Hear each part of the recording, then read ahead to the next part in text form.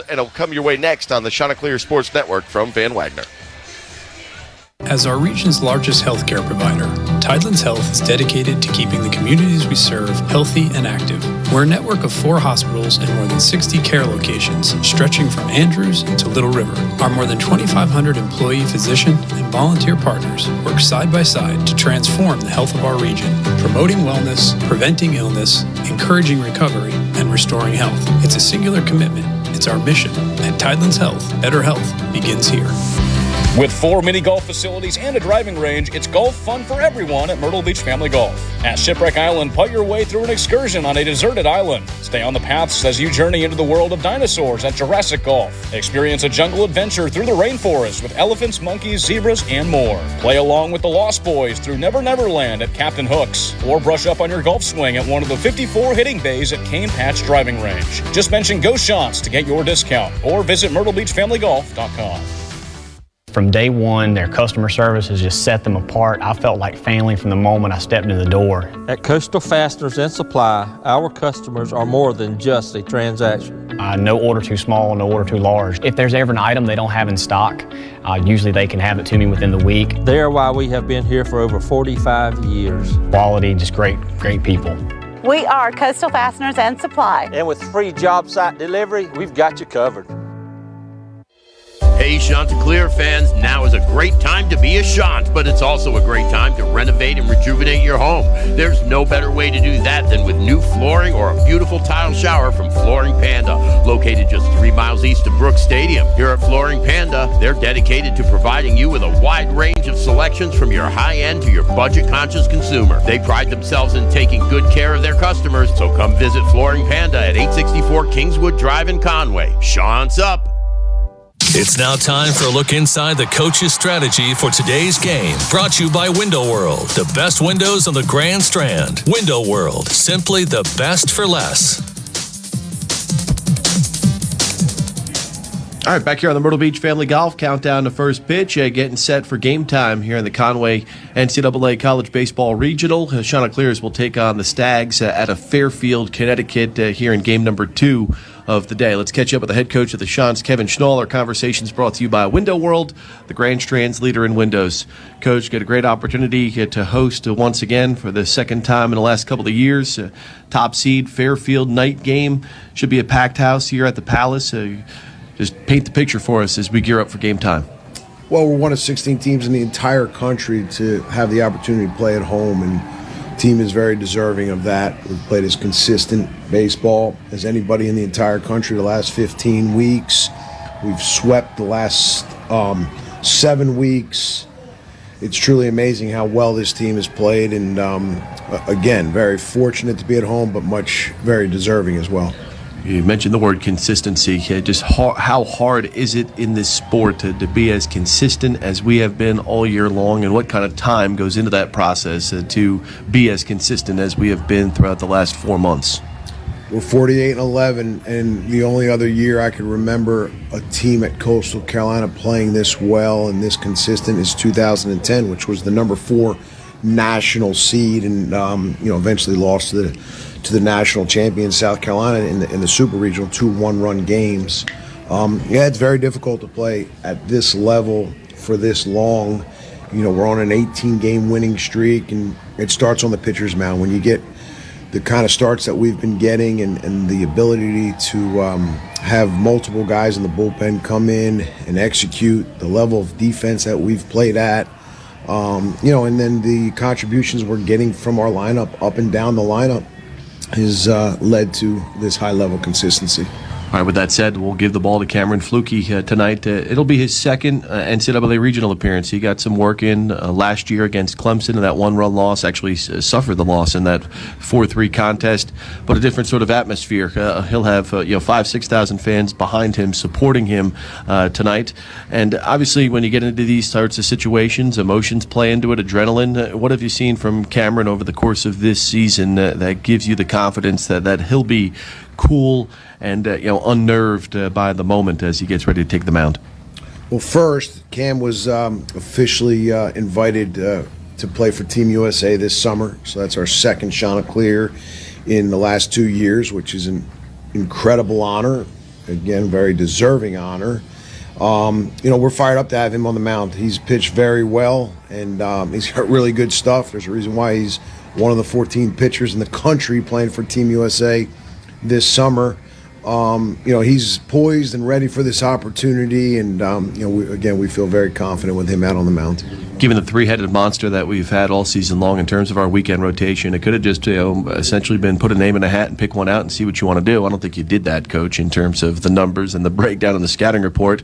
And if you did, let me know, because that would be something new coming from the most detailed guy that I know in terms of the way you go about your business. But what went into giving him the ball over a Mo or an Ike here in Game 1?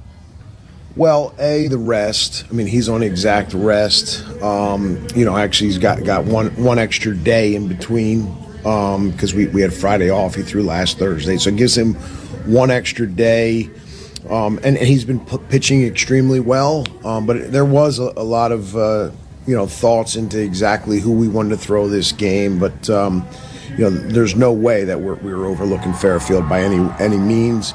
And it didn't matter who we pitched. We wouldn't be overlooking Fairfield. I mean, all three, as you said, are very capable of pitching in this game right here. But we do need to get off to a good start. We just felt like Fluky would be, a really good matchup versus these guys. These guys are right-handed dominant. And with his repertoire, we felt like it would be the best matchup. Looking up and down the lineup card, a couple additions to that lineup. Of course, we got Tazi back throughout the course of the Sun Belt Conference Championship, but Ty Dooley back at shortstop for the first time. Last start he made was against Clemson several weeks ago. How's Ty been in terms of his rehab, his rest, his ability, and your confidence, to put him in after a couple weeks off, in the midst of NCAA Regional? Well, he's worked hard to get back. He's been swinging the bat very well, and we needed his bat back in the lineup. You look at what he's done all year long. He's been as good and as consistent as anybody in our lineup. It helps us balance our lineup with the left-handed hitter, and also defensively, he's played extremely well. And we're fired up about what Ty Barango's brought to the table as well. So I mean, it wasn't an easy decision, but we just felt like Ty will be able to give us a little bit of more depth on the bench. Not only offensively, but defensively. We could potentially make a defensive replacement late in the game with him playing first and some other options. And, with that, this guy's a fastball changeup guy. But again, we wanted to balance the lineup out with a couple more lefties. Caden Bodon at top of the order. We inserted him to the top of the lineup when Dean Mijos went down, and I think he actually hit a stride here in the back end of the year. Just his ability to get on base, his patient approach at the plate. There have been times at the course of the year where he could have gotten real frustrated because it seemed like teams were, unwilling to attack the plate when he was at the dish. What has he brought? What has he brought to the leadoff spot? Not your prototypical kind of leadoff hitter at catcher, but no doubt, has been solid for us at top of the order here over the last month. Well, he gets on base. That's the number one goal is you need to get guys that get on base. He's leading our team with on-base percentage. And he's, like you said, he's been swinging the bat even better here as of late. He had a great conference tournament, hence player of the MVP of that tournament. And, that was the reasoning in moving him up to the leadoff spot, get him as many at-bats as possible. At the bottom of the order, Will Sykes has also, hit a stride, came up, big. He had 6 RBIs during the 4 games at the Sun Belt Conference Championship, 2 big hits in the championship game against Southern Miss. And, early on this year, he was one of those guys fighting for playing time. Obviously, he earns a spot in right field, natural fit in center when Mijos went down. What kind of motor and, leadership, given his experience coming from the Citadel, what has he brought to the ball club this year for us? Well, the last 4 games in the conference tournament, he was 6 for 13, hit 462. The big thing with Wells is just getting on base. He doesn't draw a lot of walks because he is very aggressive. He has done a good job of earning some hit by pitches. But, I do feel like, his key is his grit, man. He's gritty. He can steal some bases. He can go first to third on base hits. He can score from first on doubles. But he had a great last 4 games, big last 4 games. He had 2 really big 2-out RBI hits that gave us some space in the game versus Marshall and then the game versus Southern Miss. So, again, experienced dude. Been starting in college now for the last 4 years, and we're excited that he's in our lineup. What did Sunday's, obviously the win, you bring home the Sun Belt Conference Championship, first one since 2019, but you got to play in front of a crowd that wasn't necessarily favorable to us. We're going to have that in our back pocket here through the weekend, no matter how it shakes out. But competing against a regional host in Southern Miss as they get the number 16 seed this year, and will host in Hattiesburg. What did it do? I don't know if solidify is the right word, but just to reinvigorate the confidence of this club. Knowing that all right, we ran through Marshall throughout the course of the year. We beat up on Georgia Southern 4 times, but then to match up against the equal counterpart in the conference throughout the year and pick up a key win and using a complete effort to pick up that win. What did that do for us, Sunday, that we hope it can carry into this weekend? Well, all last weekend we talked a lot about, this is just kind of an exercise to get us prepared for this weekend, and the fact that every team that we were playing outside of Southern Miss was playing, with the understanding that it was do or die. If they didn't win, they were going home. They were packing up the uniforms and they were having exit meetings. So those teams had to lay it all on the line, which forced us to quote unquote raise our game a little bit and raise our bar a little bit, raise our focus a little bit. And then, the whole time, that's what we wanted. We wanted to play Southern Miss in the championship game if things lined up. And fortunately they did, because then we were in a situation where it was a win-win situation, but it would get us much more prepared for this opportunity this weekend. Big crowd, somewhat of a hostile crowd, really good team, a team that the caliber team that we're going to have to beat this weekend if we want to advance. So we had a nice test on Sunday, and we aced it. So we're very happy about that. Again, 18 straight going into tonight's game versus Fairfield. Can't be more excited about where our team's at.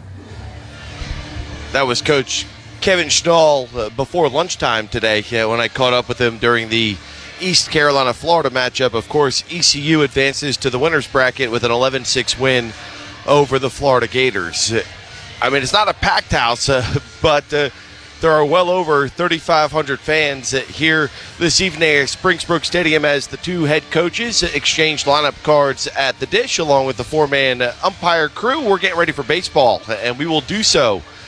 It'll be Coastal and Fairfield. Game 2 of the NCAA Conway Regional comes your way next on the Chanticleers Sports Network. I'm Trish Williford. And I'm Edward Moody from WBTW News 13. News 13 brings you more local coverage you can count on of Horry County. We also follow up on stories to give you the latest developments. Frank Johnson and the Storm Tracker 13 weather team use Viper 13 radar, which tracks severe weather as it happens. And Sports Director Chris Parks updates you on CCU Sports. Edward Moody and Trish Williford, weeknights at 5, 6, and 11 on News 13. It's time! Sparks Toyota's used car super sale event is happening now. Get super sales savings on Sparks Toyota's largest used car inventory. Cars, trucks, SUVs. Sparks Toyota has discounted every used car online and on the lot with our lowest prices. Buy with peace of mind. All vehicles are meticulously inspected by our certified technicians. Plus, get up to 7 years, 100,000-mile warranty on used cars. Click and save at sparkstoyota.com. Sparks Toyota, where the dealer is always in. Alps Mountain Affordable Hearing Aid Center is the official sponsor of the Coastal Carolina Chanticleers. They would like to invite you to visit any of their 6 office locations across North Carolina. Get their very best in hearing care and hearing aids at Alps Mountain Affordable Hearing Aid Center. Office locations at Sunset Beach, Jonesville, Southport, Hickory, Boone, and Lincolnton. Call 1-800-326-9037. Conway National Bank has been in the community for over 100 years and understands the importance of convenience and customer care. From offering the latest technology in online and mobile banking to the personalized service given at each of our 15 local offices, CNB is focused on serving you wherever you are. Conway National Bank, community banking at its best. Equal housing lender, member FDIC. Your home for Chanticleer Sports. Hot Talk 99.5. And we are back here at Springsbrook Stadium as we get ready for the Shants After Dark. It's Chris Bergen and Joe Katz with you here in the Carolina Trust broadcast booth. Sam Wiederhaft hanging out behind us. I'm not sure what Sammy's up to right now. Slayman Sammy's been hanging out all afternoon, and you never know. If we can find a 9-volt battery, we might have to hook up Sammy and take him down throughout the concourse to see what's going on across the Palace here at Springsbrook Stadium tonight. Chris Bergen, I have been around college baseball for quite some time. This might be the first ever time that we get started here on the East Coast after 10:30, and that there is a crowd that has been larger than most here at Springsbrook Stadium moving into tonight's contest. And we'll be just 24 minutes inside the drop-dead window. You cannot start a game after 11 o'clock local time, so we're fortunate to be playing because the worst-case scenario, and you and I were both down at the Coastal dugout earlier, and Coach Schilling and Coach Schnull were chatting about this. You did not want to have to bag the game tonight, come back tomorrow morning and play, and then face the proposition of having to turn right around should you lose and face a rested Florida team at who knows when, or if you win, at least you get a little breather, but you didn't want to have to play 2 games tomorrow if you could avoid it. Fortunately, we're going to barely sneak inside and get this game in. Unbelievable to see the grounds crew get everything up to snuff here to get this game underway as compared to what we saw just a few hours ago as Cameron Flukie finishes up his warm-up pitches. Fairfield in town. The Stags at 39-17. Dean Ferrara, the third baseman, will lead things off, followed by Luke Nomura, the shortstop. Matt Bucciero in right field will bat third, followed by J.K. Kuzik. He's the cleanup hitter at catcher. The center fielder is T.J. Schmalzit. He bats fifth, followed by the DH Tyler Kipp. He hits sixth. Batting seventh in left field is Matt Lucier. Sean Meth is at first base and hits eighth, and batting ninth at second base is Nolan Colby. Nothing better than a 6-hour rain delay, Chris Bergen, and then 5 minutes before the start of first pitch, you have 3 different lineup changes that have been put forth by Fairfield and their head coach, Bill Currier. He's in his 14th season, and it's the 3rd all-time NCAA regional appearance for the Stags out of Fairfield, Connecticut. It'll be Cameron Flukie on the bump. The 6'6" right-handed sophomore deals the first pitch of today's ball game at 10:37 tonight, and it's fouled away. A 96-mile-an-hour fastball fouled back right towards us off the bat of Dean Ferreira, the third baseman senior, hitting .381 this year with 8 home runs and 57 RBIs. Here's the 0-1, and the fastball fouled back once again at 96, elevated. And the count quickly 0-2. Flukie challenging him, and you've got to be careful with this guy. 4th in the country in base hits. He's got 98 on the season. As I mentioned earlier, this is a good hitting Fairfield team. Cameron doing exactly what you've got to do with their leadoff batter. Go right at him. .444 on base percentage for Ferrara. The fastball hit on the ground right to Blake Myrtle over on the right side. And on 3 pitches, a 4-3 put out gets us underway here at Springsbrook Stadium. And there's 1 out here in the top of the first. Coastal defensively here tonight. It's Sebastian Alexander in left, Wells Sykes in center, Blagan Pato in right field, followed by Walker Mitchell over at third base. The return of Ty Dooley at shortstop tonight. Maybe a surprise amongst Teal Nation to see Dooley over at shortstop, our everyday shortstop before the injury almost a month ago. Blake Barthel at second with Colby Thorndike at first, and the brick wall behind home plate in Caden Bodine, who's caught nearly every inning of every game this season. And a first pitch fastball at 96, swung on and missed by Luke Nomura, the junior, hitting .331 at shortstop, with 14 home runs, one of 2 players in this lineup with double-digit home run totals and 52 RBIs. Here's the 0-1. Fastball is a little off the plate maybe, and the count is 1-1. Joe, you'll remember this. These 2 teams have only met one other time, just a couple of seasons ago, to open up the 2023 campaign at the Baseball at the Beach. Coastal a 14-7 winner back in February of 2023, the only other time we've gotten to see the Stags of Fairfield. 1-1 the count here for Flukie. Fastball popped up, foul territory on the third base side. There's Walker Mitchell with room, and he'll make the easy can of corn, and 2 up and 2 down here for Flukie in the top of the first. Your diamond dimensions here at Springsbrook Stadium, it's 320 down the lines, 365 in the gaps, and 390 to straightaway center field with the big batter's eye in dead center. Your WBTW game time weather report after the rains, the storms, the monsoon that rolled through the area. We're at 71 degrees and a very comfortable evening here in Conway, South Carolina. 2 up and 2 down. First pitch fastball blew it right by him. 97 miles an hour. through the bat of Matt Bucciero, the number 3 hitter over at first base. I was thinking Walker Mitchell about 3 hours ago would have been standing in about 2 inches of water when he made that catch a moment ago. And there's a strike at 97 once again from Fluky. Bucciero at 351 in his junior campaign, 14 homers, tied for the team lead with a team high 66 RBIs.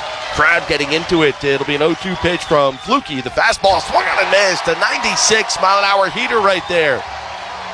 Business as usual for the Chanticleers. Cameron Fluky with a 1-2-3 inning here in the top of the first. No runs, no hits, no errors, and no one left on base. We're through one half inning here at Coastal Carolina. Conway Regional NCAA Tournament Baseball. Fairfield nothing. Coastal coming to bat next on the Chanticleer Sports Network.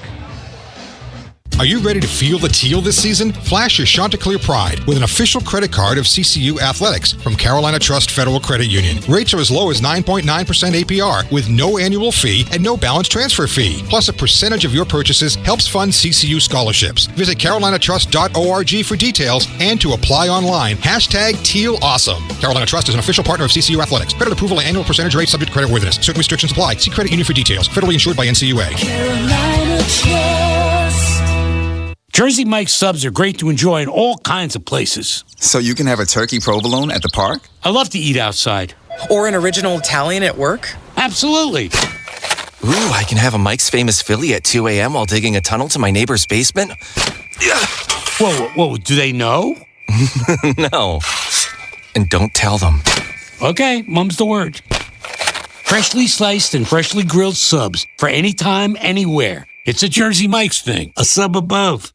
As our region's largest healthcare provider, Tidland's Health is dedicated to keeping the communities we serve healthy and active. We're a network of 4 hospitals and more than 60 care locations, stretching from Andrews to Little River. Our more than 2,500 employee, physician, and volunteer partners work side by side to transform the health of our region, promoting wellness, preventing illness, encouraging recovery, and restoring health. It's a singular commitment. It's our mission. At Tidland's Health, better health begins here. Your home for Chanticleer Sports. Hot Talk 99.5. The sophomore right-hander Ben Alexson will get the ball for the Fairfield Stags tonight. 9-1 record, 15 starts, 3.24 ERA, 89 innings pitched for the right-hander.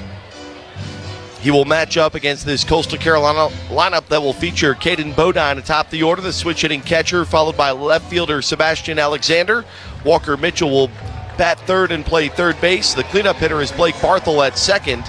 Domenico Tazzi, the DH, will bat fifth, followed by the first baseman Colby Thorndike hitting sixth.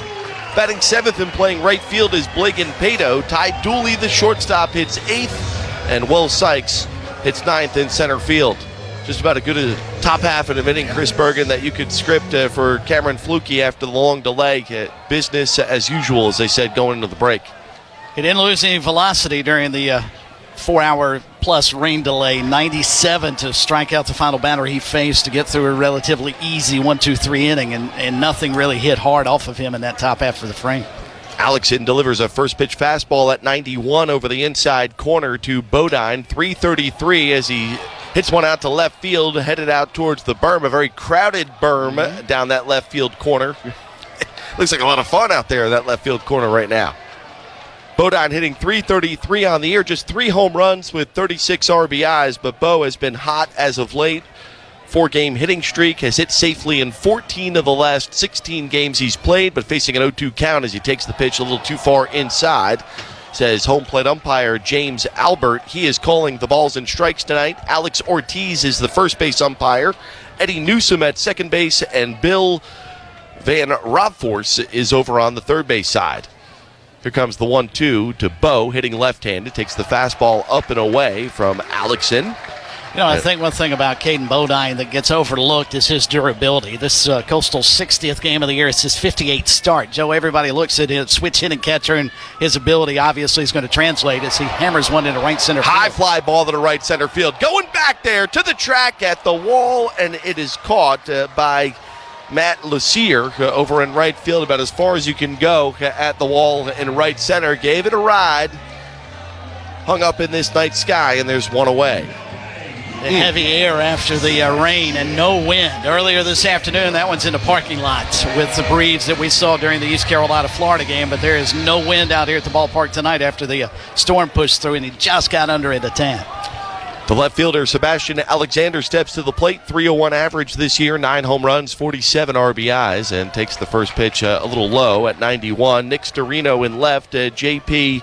Schmalzley is in center field, and Matt Lassier is over in right, left to right in the outfield for the Stags. Here comes the 1-0 pitch. Swung on and missed. Fastball elevated, and Alexander can't catch up with the 91-mile-an-hour heater there from Alexson. It's Dean Ferrara at third base, Luke Nomura at shortstop, with Nolan Colby at second and Matt Bucciero at first base. It's J.P. Kolzik getting the catching duties tonight for the Stags as the 1-2 fouled away there by Alexander. Again, the 301 average, 9 home runs, second on the team with those 47 RBIs, also second on the club as well.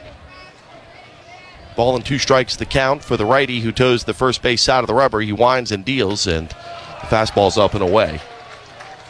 Trying to match strength on strength from what we saw from Fluky. Maybe not quite the velocity fastball-wise for Alexson, but a guy who came in with 78 strikeouts, and he's got some getting up on his fastball. Part of the reason I'm sure he went 9-1 during the regular season and early portion of the postseason. 2-2 fouled back to the screen, right back here behind home plate. Count stays at 2 balls and 2 strikes. Your Under Armour uniform report tonight. Coastal wearing the clean whites. I love them. With the black letters and numbers and teal outline. The names on the back, on the top of their jerseys.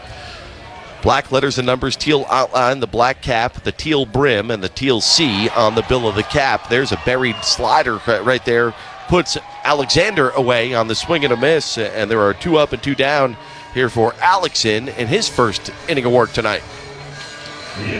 Well, a little different start to this ball game than we saw in the opener, with East Carolina jumping all over Florida in the top of the first inning. Got a leadoff bunt single, as Joe told you during our Myrtle Beach Family Golf Countdown to first pitch. Translated that into 2 runs in the first, and they were off and running. But so far, 5 up, 5 down between these 2 pitching staffs. That'll bring up the Lexington, South Carolina sophomore, Walker Mitchell. And what do you know? He's hit by pitch. Did I tell you that earlier today? Was it you that I spoke with and I said, Walker Mitchell has been hit by pitch and has walked more times than he has struck out. And what do you know?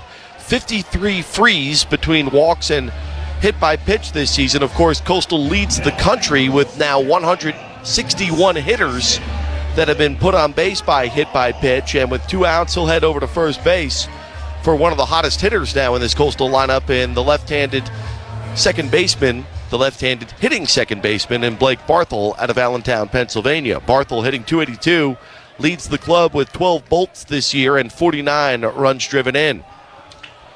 And Walker, by the way, has just tied Scott Woodard's school record for being hit by a pitch. That's his 30th of the season. Woody knew how to take a couple off the elbow too, but good grief, 30 hit by pitches. I don't know how you train that. Well, you do, and Coach had talked about it with some of the broadcasters on the telecast from ESPN yesterday. Just talked about the willing effort and just the grind to get on base, as the first pitch there to Barthel is inside, and the 1-0 is a called strike. A little off the plate, I thought there. That wasn't close. Looks like kind of a pitch out, though, almost. I mean, what are we doing here? 1-1. As he was hanging out with Teal Nation of the tent during the monsoon a little earlier beyond the wall in right center field. I'm not sure who was out there, but I do know that everyone was having a good time across campus pretty much all day today. Yeah, I mean, this party started early here in Conway. And, well, it would be nice to put one up early here and get this crowd a little more lively rather than maybe kind of dozing off as we approach 11 o'clock here tonight. Keeping a sharp eye on Mitchell with 2 outs. Obviously, you'd like to get him into scoring position for Barthel. Here's a guy who's stolen 11 bags thus far this season in 14 tries. 2-1 the count now to Barthel. 6-game hitting streak for the Coastal left-handed hitting second baseman. During that streak, at 10 for 26 with 8 RBIs. He's gotten hot at the right time this year. And we've been kind of waiting for Barthel to heat up, and what do you know, towards the back end of the year, a veteran player starts to play his best baseball. And in fact, as he fouls off the 2-2 pitch there. It was 2 years ago on opening day, 2023. Barthel, as a freshman, led off the ball game in the home half of the first, and his first collegiate at bat hits a home run over the wall in left field. Against these guys. I remember it like it was almost yesterday. He had 2 3 balls. RBIs in that game. Takes the 2-2, a little up and in. Good take there by Barthel. The count's full now. 2 outs, runner on first base.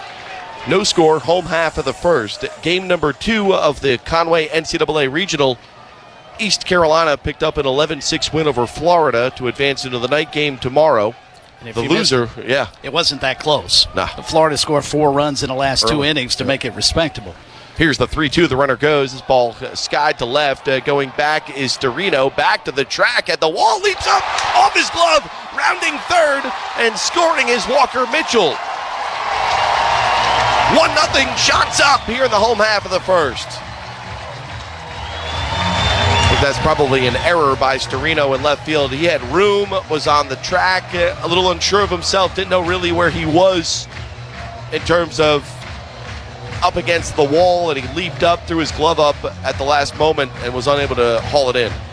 He got a late jump, too, Joe. It was almost like that ball fooled him, and by the time he realized it was going to be over his head, he made a pretty good pathway retreating back towards the left center field wall, but got a glove on it but could not haul it in. Still waiting to see how it scored, but it's a run for the chanticleers nonetheless. Having had plenty of conversations through the 59 games that we've played this year, leading into this one, I'm going to go out there and say, thumbs down, error. And with the runner moving also plays a role in that too. So you've got 2 outs, 3-2 count, runners moving, and that's why he's able to score easily all the way from first base. They've scored it a double all the way for Barthel. Here we go. And I'm a homer, about as home as you get. That's an error. I understand, 12th double of the season for Barthel. And Domenico Tazzi takes a 1-0 fastball over the outside corner for a called strike. Hey, appreciate the home cooking. That ball needs to be caught. And 9 times out of 10, it probably is. 1-1 the count here to Tazzi. Back in the lineup, of course, after missing significant time over the last 3 weeks with a sprained ankle as he cuts through the 1-1 fastball. 271 average for the freshman. 7 home runs with 39 RBIs. A guy who never is shortchanged in his approach at the plate. He loves to swing the baseball bat. Here's the 1-2. Big swing and a miss there on the 91-mile-an-hour fastball. And Alexson picks up his second strikeout of the inning to get Fairfield out of the frame with 1 run on 1 hit, no errors, and 1 runner left on base. But Coastal strikes first here in the first. And at the end of 1, a 1-0 lead for the Shants here on the Chanticleer Sports Network from Van Wagner. Catch the same views as the highest fly ball from the top of the skywheel Myrtle Beach. We have a steal of a deal. Half off our regular tickets every Tuesday. The only thing you have to do before getting on deck is make sure your uniform is Team Teal. Then step into the batter's box and soar like a home run 200 feet above the beach. Celebrate CCU with us as Skywheel shines the lights teal every Tuesday through the season. Hi, I'm Rhonda DeHollander. And I'm Scott DeHollander, owners of Window World. Here's something that we believe makes a big difference for all of us. America works best when America works. That's why our energy-saving products are made right here in the USA. Great people make great products with great prices. It keeps jobs here. It makes for a brighter and greener future. It saves you money from day one. Window World. Window World, American-made and better known. And with a true lifetime warranty, we really are simply the best for less. The Sansbury Butler Properties real estate team has all the resources you need to buy or sell a home from the Grand Strand to the historic Waccamaw River and everywhere in between. Kevin Sansbury, a CCU alum, can help you locate your dream home anywhere on the Grand Strand. With over 50 years of combined experience, we specialize in residential, commercial, land, and waterfront properties in Conway, South Carolina, and surrounding areas. We know real estate, making big moves together. Your home for Chanticleer Sports. Hot Talk 99.5. So it's 1 run on 1 hit for Coastal Carolina in the home half of the first. Cameron Fluke heads back out to the mound. Just 9 pitches. Picked up a strikeout, some weak contact over to second, and the pop out in foul territory to Walker Mitchell along the third base line. It'll be J.P. Cusick, the catcher, in the cleanup spot to lead things off for Fairfield. .323 average this year, 4 home runs, 38 RBIs. First pitch fastball swung on and missed. That one running in on the right-handed hitter. Not really a close pitch in terms of the strike zone, but chasing out of the zone to the benefit of Cameron Flukie here with an 0-1 count now as he winds and deals the fastball once again. Here it comes back here to the Carolina Trust broadcast booth. Not quite Bergen War Memorial Stadium, of course, in Hampton, Virginia, where literally multiple baseballs hit the glass window that we were sitting in the booth, and it almost felt like we were ducking and dodging and diving. Yeah, that was one of, 2 or 3 facilities that ODU is using this year? Are they building a new facility? Yeah, building a new stadium as the 0-2 blooped into right field. There's Barthel on the run with some muddy water. We call it muddy puddles. Muddy puddles, as my daughter would say, in shallow right center field. Muddy puddles is what Peppa the Pig would say. Well, and that was one of the areas that Kevin Schnull was patrolling during the pregame several hours before first pitch as they were trying to determine whether or not it would be safe to play with the amount of water that fell. And in right field, I think there is still some standing water out there, and Blake found some of it, but fortunately did not lose his footing. TJ Smallgy will bat for the Stags, the junior, hitting .283 and takes the first pitch fastball. It's pretty much been nothing but fastballs here early on for Cameron Flukie, and why not when you can deal 97, 98 miles per hour. Topped out in his first inning of work. Attack the zone, and you should feel comfortable where Coastal's going to be at. And there's a 94-mile-an-hour fastball swinging through his shoes, and looked a little overmatched with that swing there. When you have a Ferrari in the garage, you don't drive the Pinto, do you? You take the Ferrari out for a spin. Unless you're driving on Carolina Forest Boulevard, and then this is true. We'll bring out the Pinto because it might get banged up on the way. Here's the 1-1, fouled away down the first base side. Smallzy again hitting .283 this year. He has 8 homers and 40 RBIs. There's 3 players here that are right around 20 stolen bases this year for the Stags, so they need to get on base. They need to apply some pressure. Might be difficult to do so here with Flukie on the mound. The 1-2 is, fastball. Looked pretty good right there on the inside corner. Maybe a little up. And it's 2 balls and 2 strikes. Well, they led the MAC this season in on-base percentage, and also, as we touched on, walks with 359 this year, which is amazing. And the 2-2 fouled away once again down the first base side. Oh, just missed it there.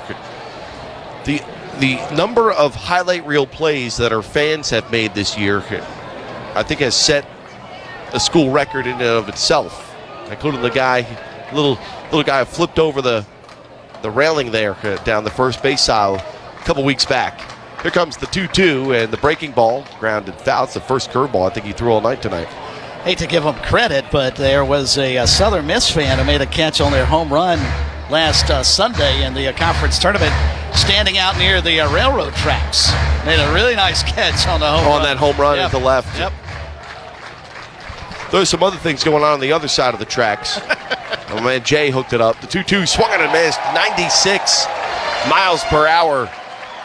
Perfectly placed on the outside corner. A real tough pitch to hit there at 96, dotted on the outside corner. And that's a strike either way. If he doesn't swing, he's going to take a called third strike. It's just overmatched right now as the Fairfield hitter is trying to deal with Cameron Flukie. And I think the early returns here is that the decision by Coach Williams and Coach Schnull to send Flukie to the mound here. So tonight, probably the best situation in terms of the matchup that he's got.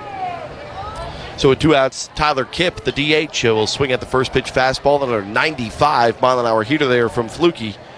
And it's 0-1 to Kipp, hitting an even 300 in his senior year. He has 3 home runs, 40 runs batted in. Coastal with 1 run.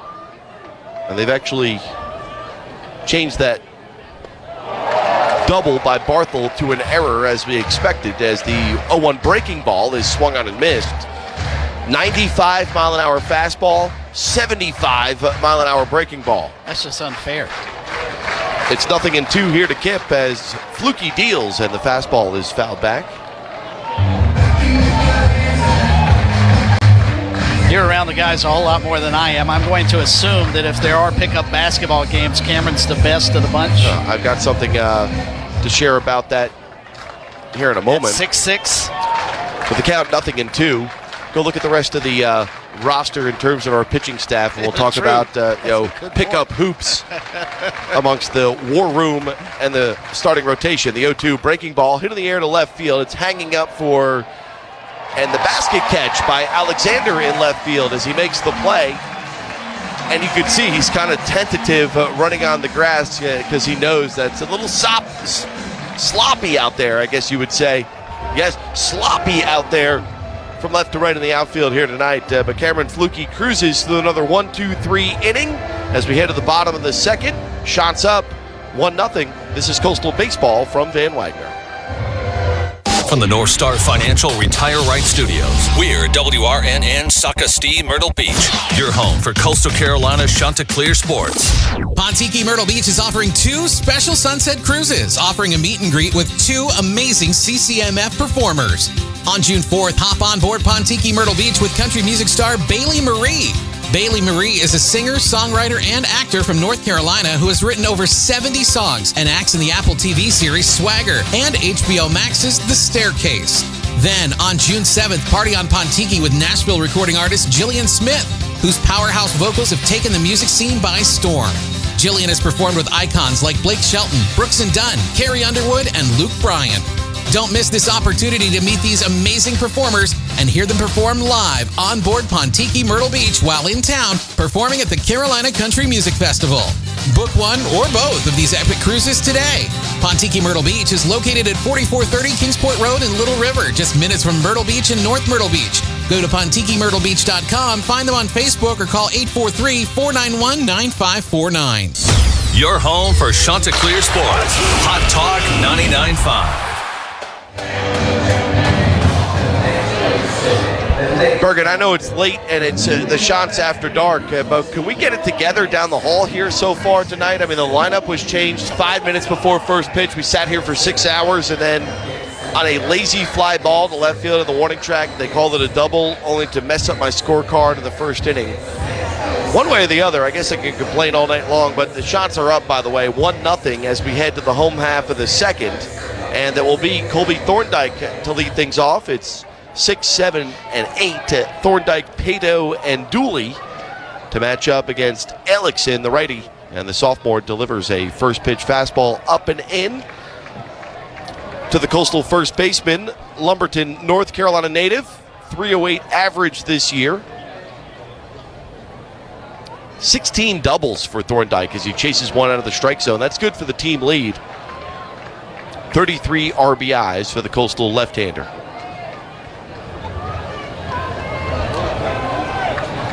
He was 5 for 14 of the Sun Belt Conference Championship last week in Montgomery as he comes back with the 1-1 changeup, which is fouled back. So on Monday, Coach had us over to his house for the selection show, so all the guys are out there. That's where the guys were. We were wondering. Yeah, he's got the basketball hoop outside his driveway. And I showed up about an hour before the selection show got underway as the 1-2 is a little upstairs. 2 balls and 2 strikes. As soon as I get there, I see the entire pitching staff shooting hoops. We're talking 6'5", 6'6". And then Jacob Morrison at 6'8". And then they've got Matt Joyce at like 5'9", playing point guard. Gosh, yeah. And 2-2 swung on and missed as Thorndike goes down and strikes. Great pitch there by Alexson. Fastball, inner half, well located. And he already has 3 Ks on the evening so far tonight.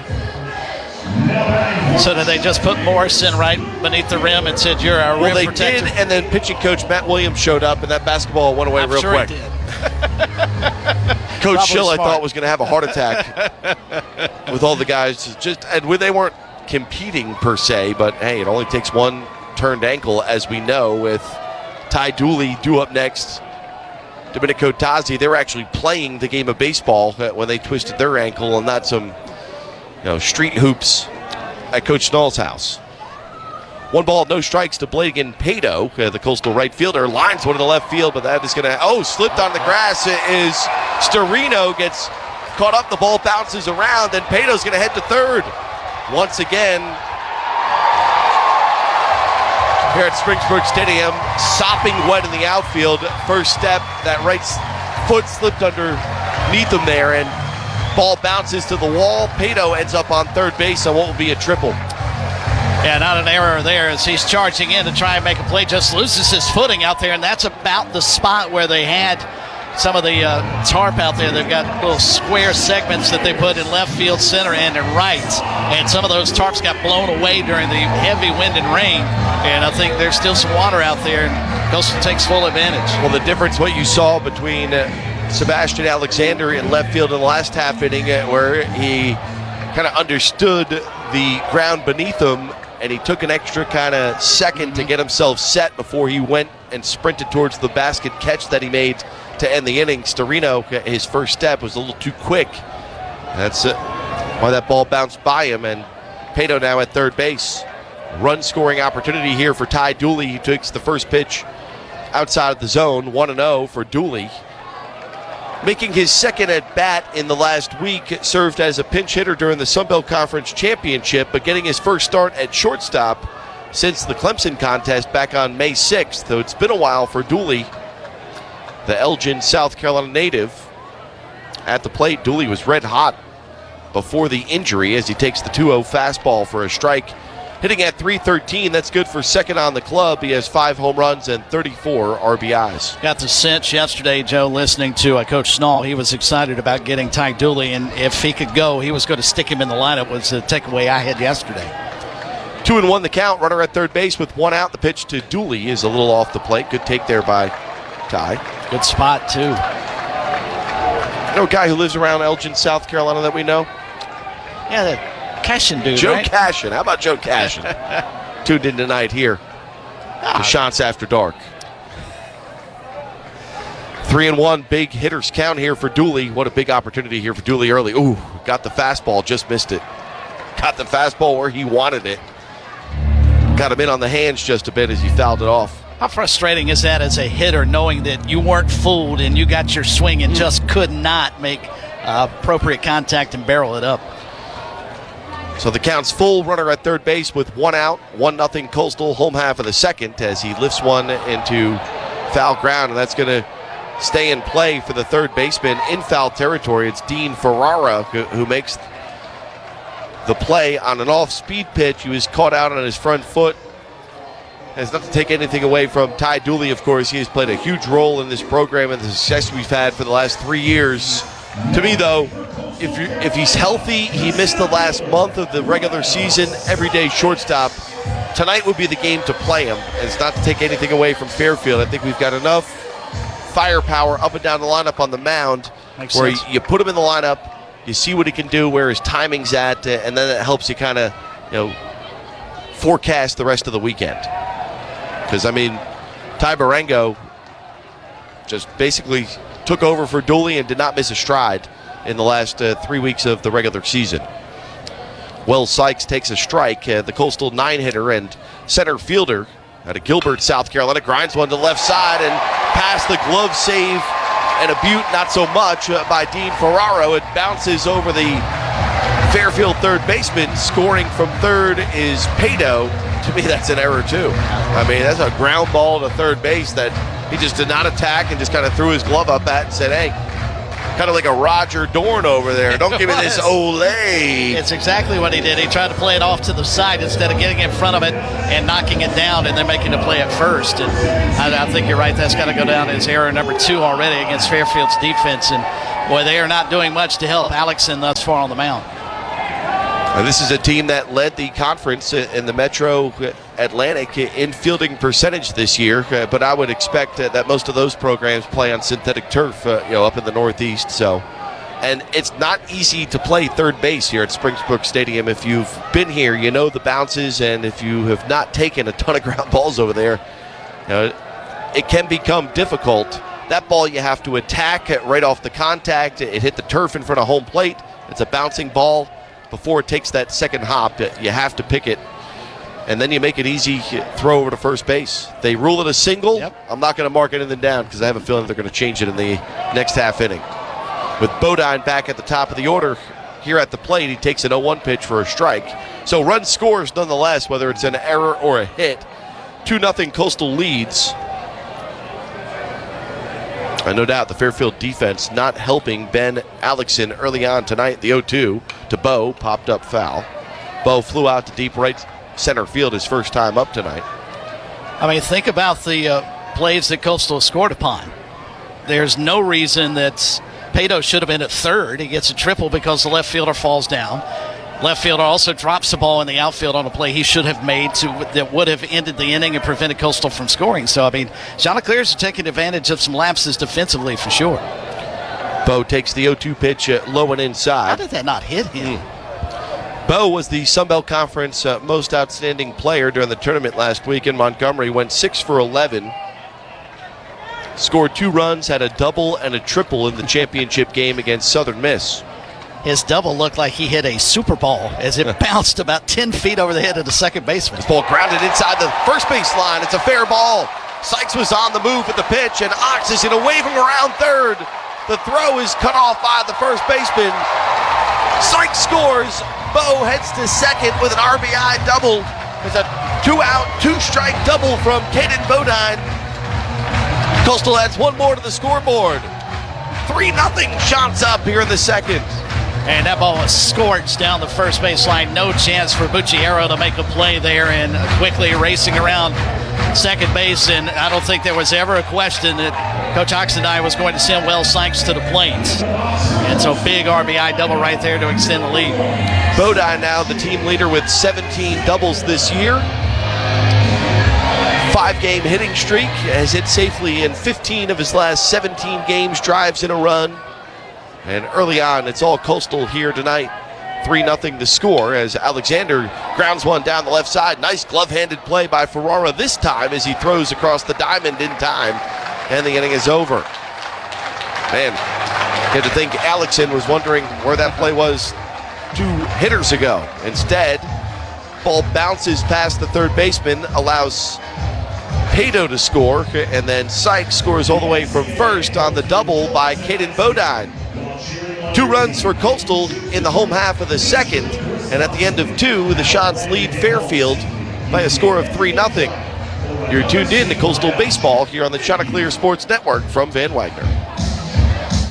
It's time! Sparks Toyota's used car super sale event is happening now. Get super sales savings on Sparks Toyota's largest used car inventory. Cars, trucks, SUVs. Sparks Toyota has discounted every used car online and on the lot with our lowest prices. Buy with peace of mind. All vehicles are meticulously inspected by our certified technicians. Plus, get up to 7 years, 100,000-mile warranty on used cars. Click and save at sparkstoyota.com.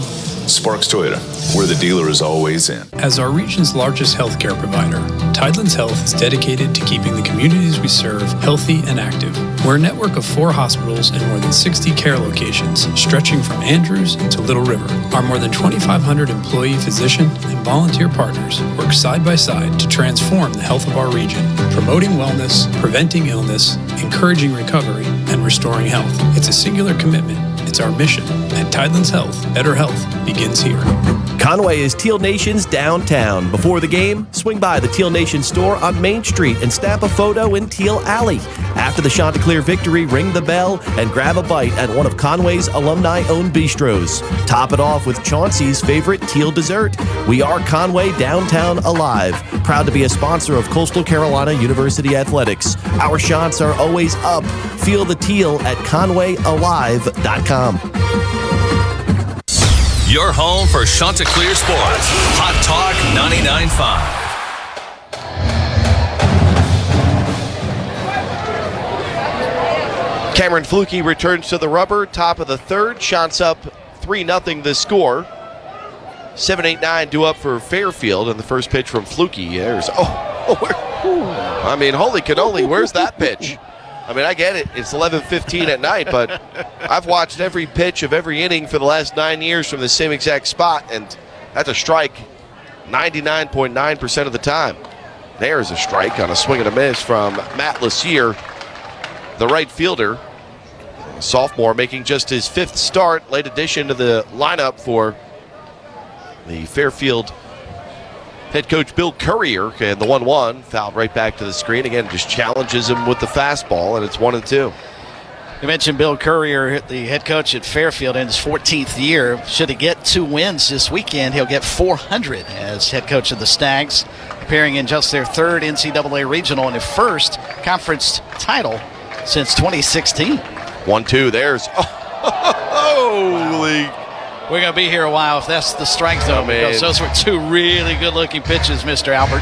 Just keeping an eye on Coach Schnull over there on the third base dugout, because he walked back to the bat rack and then came back out to the top step on that last pitch. Here's the 2-2. And it swung on and missed. A fastball up out of the strike zone, unable to check his swing, so if the home plate umpire won't pull the trigger, James Albert, well, Fluky will take care of himself. His 3rd strikeout tonight. I mean, 2 pitches that were right there. The left fielder, Nick Storino, of course, he slipped up over in left field with Blake and Pato at the plate in the last half inning. And as a result, Coastal was able to score 1 and 2 runs to take the 3-0 lead. And the first pitch to Storino is swung on and missed. Storino hitting .270 on the year, 5 homers, 35 RBIs, but I think the early thought here is that Fairfield has not seen this kind of velo this season. Here's the 0-1. Fastball fouled away. It's almost like watching Roger Clemens or Nolan Ryan pitch against no offense to Fairfield, but to describe this like they're pitching against a high school team, because they're just in awe right now of the velocity and the getting up that Fluky's got on his fastball. I mean, he's been topping out at 97, but hitting the mid-90s almost consistently. And the 0-2 swung on and missed once again. A 96-mile-an-hour fastball there from Cameron Fluky. He had 11 strikeouts a couple starts back, which set a career high against Old Dominion, and well, he might be on his way to that here tonight. He's got 4 early on, has sat down 8 Fairfield hitters in a row. I had to keep using the overused phrase here, but just as we've scripted it, has been sort of the go-to for this Coastal ball club pretty much all season long, especially when you've got pitchers like Cameron Fluky, Jacob Morrison, and Riley Eichhoff as part of your starting rotation, as he blows a fastball by Nolan Colby, the number 9 hitter for this Fairfield lineup. The 0-1 pitch, squares to bunt. That's probably the best thing you should do right now. Try and get the infield moving, try and get everyone moving on the wet turf, and I'm surprised, frankly, that he's the first person to do something like that. The freshman left-handed hitter hitting just .201 on the year at second base with 5 homers and 28 RBIs. Ball on the strike to count the pitch. There's a fast strike. I mean, I'm pretty sure that pitch was the same exact one we saw last at bat. This time it's a called strike at 95 miles an hour.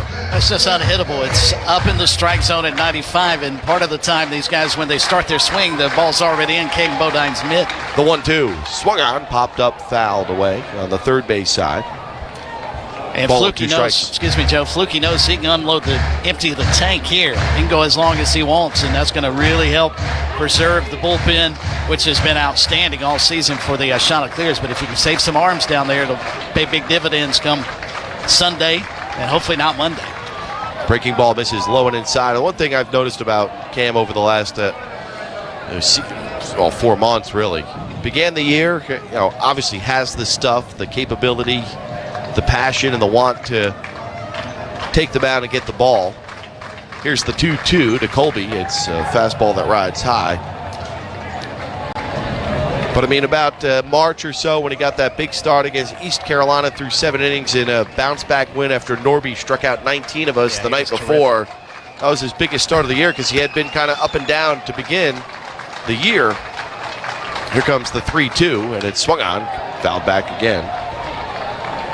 But just his composure on the mound, he looks confident, trusts his stuff, and attacks the zone with every pitch that he has. And at 6'6", throwing 98 miles an hour, you mix in a breaking ball and a changeup, that becomes a whole nother ball game here in terms of the opposing team. The 3-2 fastball fouled right back again. So, hey, credit Colby. He's bringing the heat. And Colby's been able to foul off a couple of the 2-strike pitches here to stay in the at-bat with 2 outs, no one on base, top of the third. Coastal leads 3-0 early on tonight. This has by far been their best at bat against Cameron Fluky, coming from the number 9 hitter. We'll do the 3-2 once again here from Fluky. He winds and deals, and the fastball's inside. And it's a 2-out walk to the 9-hitter for Fluky, just his 18th walk of the year. He's thrown 83 innings, and he has walked 18 guys. That's crazy. He's going along with 97 now strikeouts. Hopefully we'll get 100 at some point in time this evening. We'll tip your cap again to Fairfield, of course. This is a team, as you said, a team that likes to earn their frees, just as we coach in the third base dugout. Work guys on base, have a good disciplined approach, attack pitches that are in the zone, and don't chase. As the first pitch to Dean Ferrara misses low and away, we head back to the top of the order, the third baseman. There's the breaking ball. Oh my gosh. I mean, that's a breaking ball that landed for a perfectly called strike right there, and I would like to see the replay on that pitch because that's a great bending breaking ball that I'm not sure where that pitch was, especially with Bodon behind the plate. The 2-0 line back up the box, but there's Blake Barthel on the backhanded play that throws across his body in time. Ball kind of hit off the end of the bat there on the 94-mile-an-hour fastball, and Barthel shading up the middle makes it look easy. The Coastal second baseman, as Cameron Fluky works around a 2-out walk, nothing doing for Fairfield in the top of the third. No runs, no hits, no errors, and one runner left on base. 2.5 in the books in Conway, 3-0 Coastal on the Chanticleers Sports Network from Van Wagner. Let's go Chanticleers. The South Carolina Department of Public Safety loves seeing all the fans join us for game day, and we'd like to take a moment to remind you to make good choices behind the wheel. Because life is already short, don't make it shorter. So never drink and drive, eliminate distractions, and always buckle up whether you're driving or just along for the ride. South Carolina's roads can be highways or dieways. The choice is yours. This message is brought to you by the South Carolina Department of Public Safety. Urgent care is now expert care. OrthoSC, preferred 3-1 over any orthopedic practice in the region, proudly offers OrthoSC Urgent Care, where you can be treated by an orthopedic specialist 7 days a week for bone, joint, and muscle injuries. No appointment is needed, and walk-ins are welcome in Market Common and North Myrtle Beach, Monday through Friday, 8 a.m. to 8 p.m., and weekends, 10 a.m. to 2 p.m. Learn more at orthosc.com. Conway is Teal Nation's downtown. Have you strolled the streets of downtown Conway lately? From trending apparel to handmade fragrances to elegant home decor, you'll experience a difference shopping local. And no trip to Conway is complete without a stop at the Teal Nation store to grab some gear.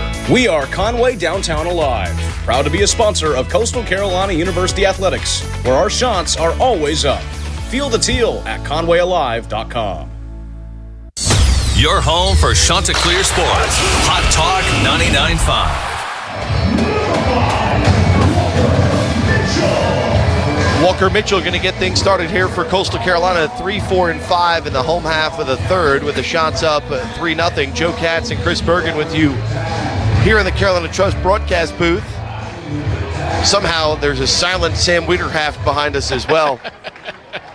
Can't believe that has played out here so far tonight. Can't believe he hasn't found a 9-volt battery yet.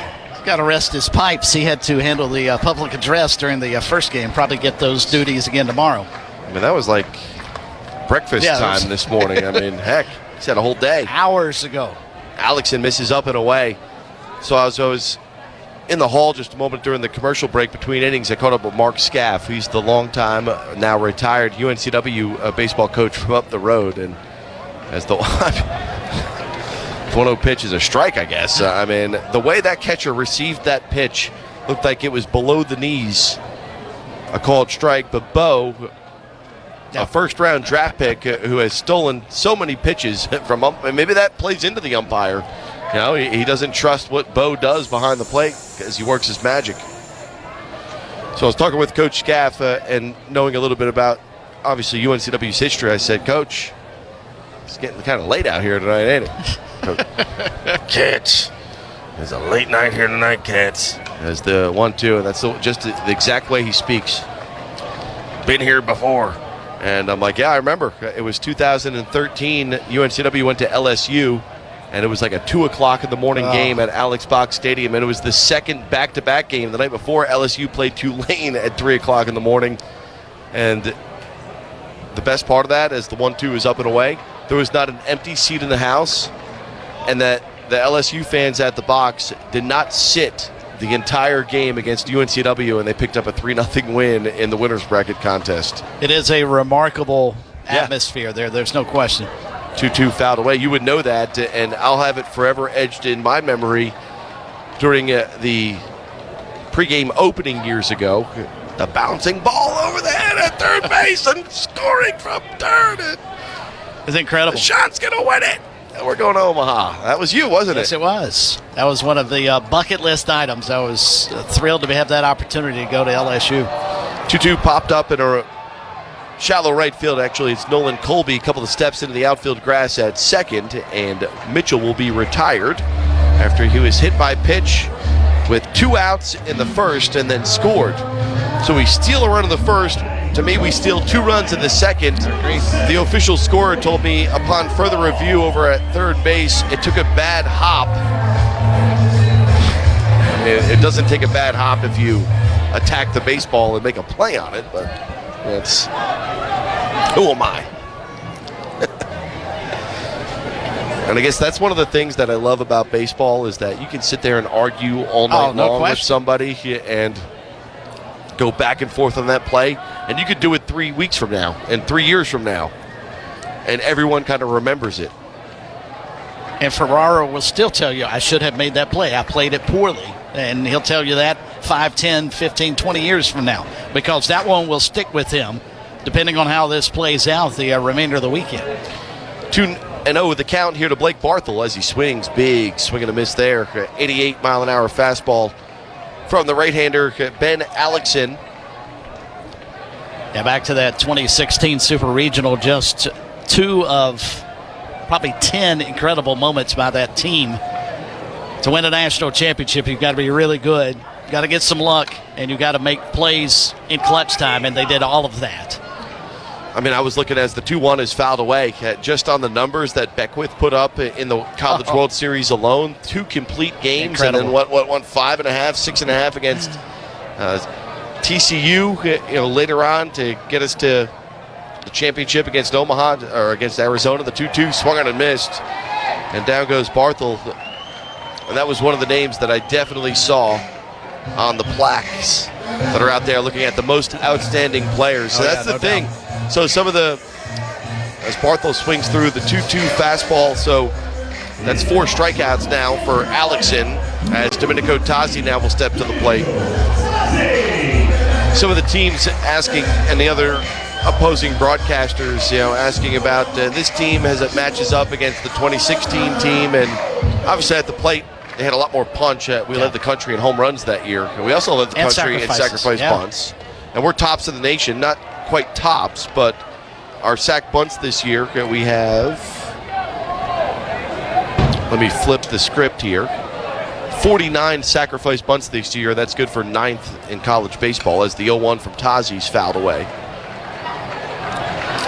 But from a pitching standpoint, I'm like, we had Cunningham, we had Beckwith, Hopek, and a couple of others. Here you can list 8 or 9 guys that give you an opportunity to win a baseball game any given night. So a little bit different dynamic from a pitching standpoint.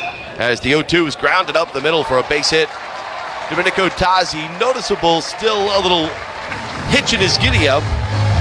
And I would know about a hitch in the giddy-up. Yes, but it's painful to watch, my friend. I mean, and it didn't look necessarily painful. The kid's 18 years old, and he's going to muscle it out. Looks a lot more painful from a 41-year-old guy out of shape painting the picture for you here tonight. But you can see as he was rounding first base there with a sprained ankle, not 100%, but no doubt, Domenico Tazzi at 100, not less than 100% at the plate. Obviously, Coach Schnull feels real good about his ability, and obviously 2-strike base hit. Continues the inning as Thorndike hits a high fly ball in the center field. Plenty of room there, though, for Schmalzi, and he makes the play in front of the warning track and on 1 pitch.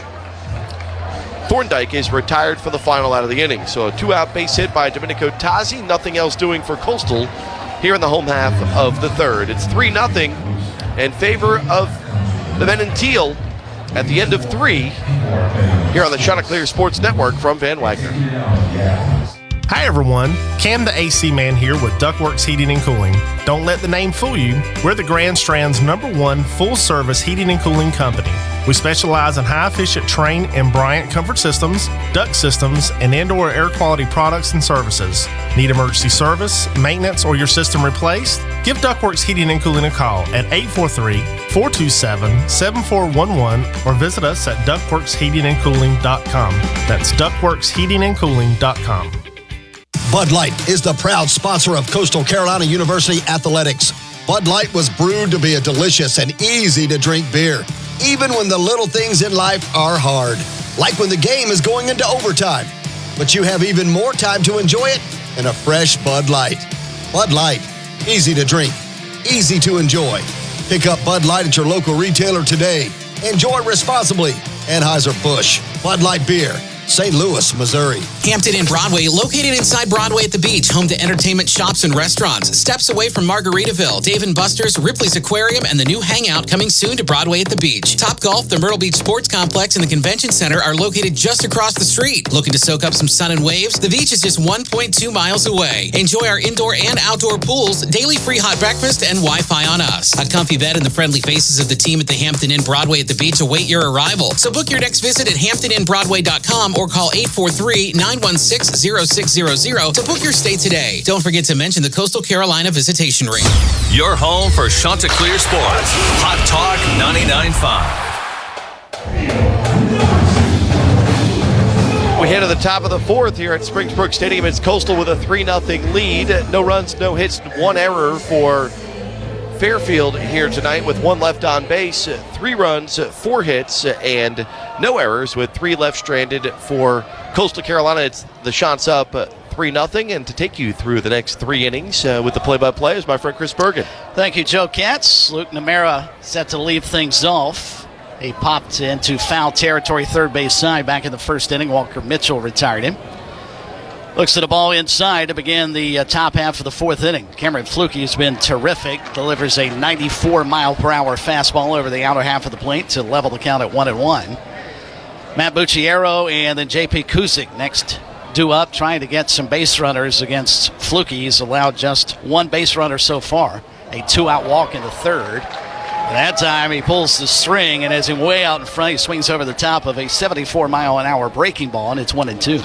Just unbelievable, that 95, 96, 97-mile-an-hour fastball, and you're able to pull the string the way he does with that big 12-6 curveball. 1-2 pitch on its way, swung on and missed. Another strikeout, number 5 already on the evening for Cameron Fluke. And quickly one down here in the top of the fourth inning. That'll bring up Matt Bucciero, the first baseman, a strikeout victim his first time, the most outstanding player in the MAC Conference tournament last weekend. You know, Coach Schnull has a few things that he likes to check off the list in terms of how we play winning baseball, and he's done this for quite some time. Score first, win the big inning war. If you get to 7 runs, you're basically unbeatable. 30-1 this year when scoring first, so that bodes well, obviously, with this 3-0 lead. With a guy like Cameron Fluke on the mound, 3 1/3. No runs, no hits, a walk, and 5 strikeouts thus far. And the way he's pitched thus far, that 3-0 lead looks like it's got to be about 7-0 already. Check swing, they'll appeal to first, and Alex Ortiz says he did go around to level the count at 1-1. I thought that pitch was a strike to begin with, without the hitter going around on the swing. I think the umpires downstairs would agree with you, sir. As Cameron Fluke takes a moment.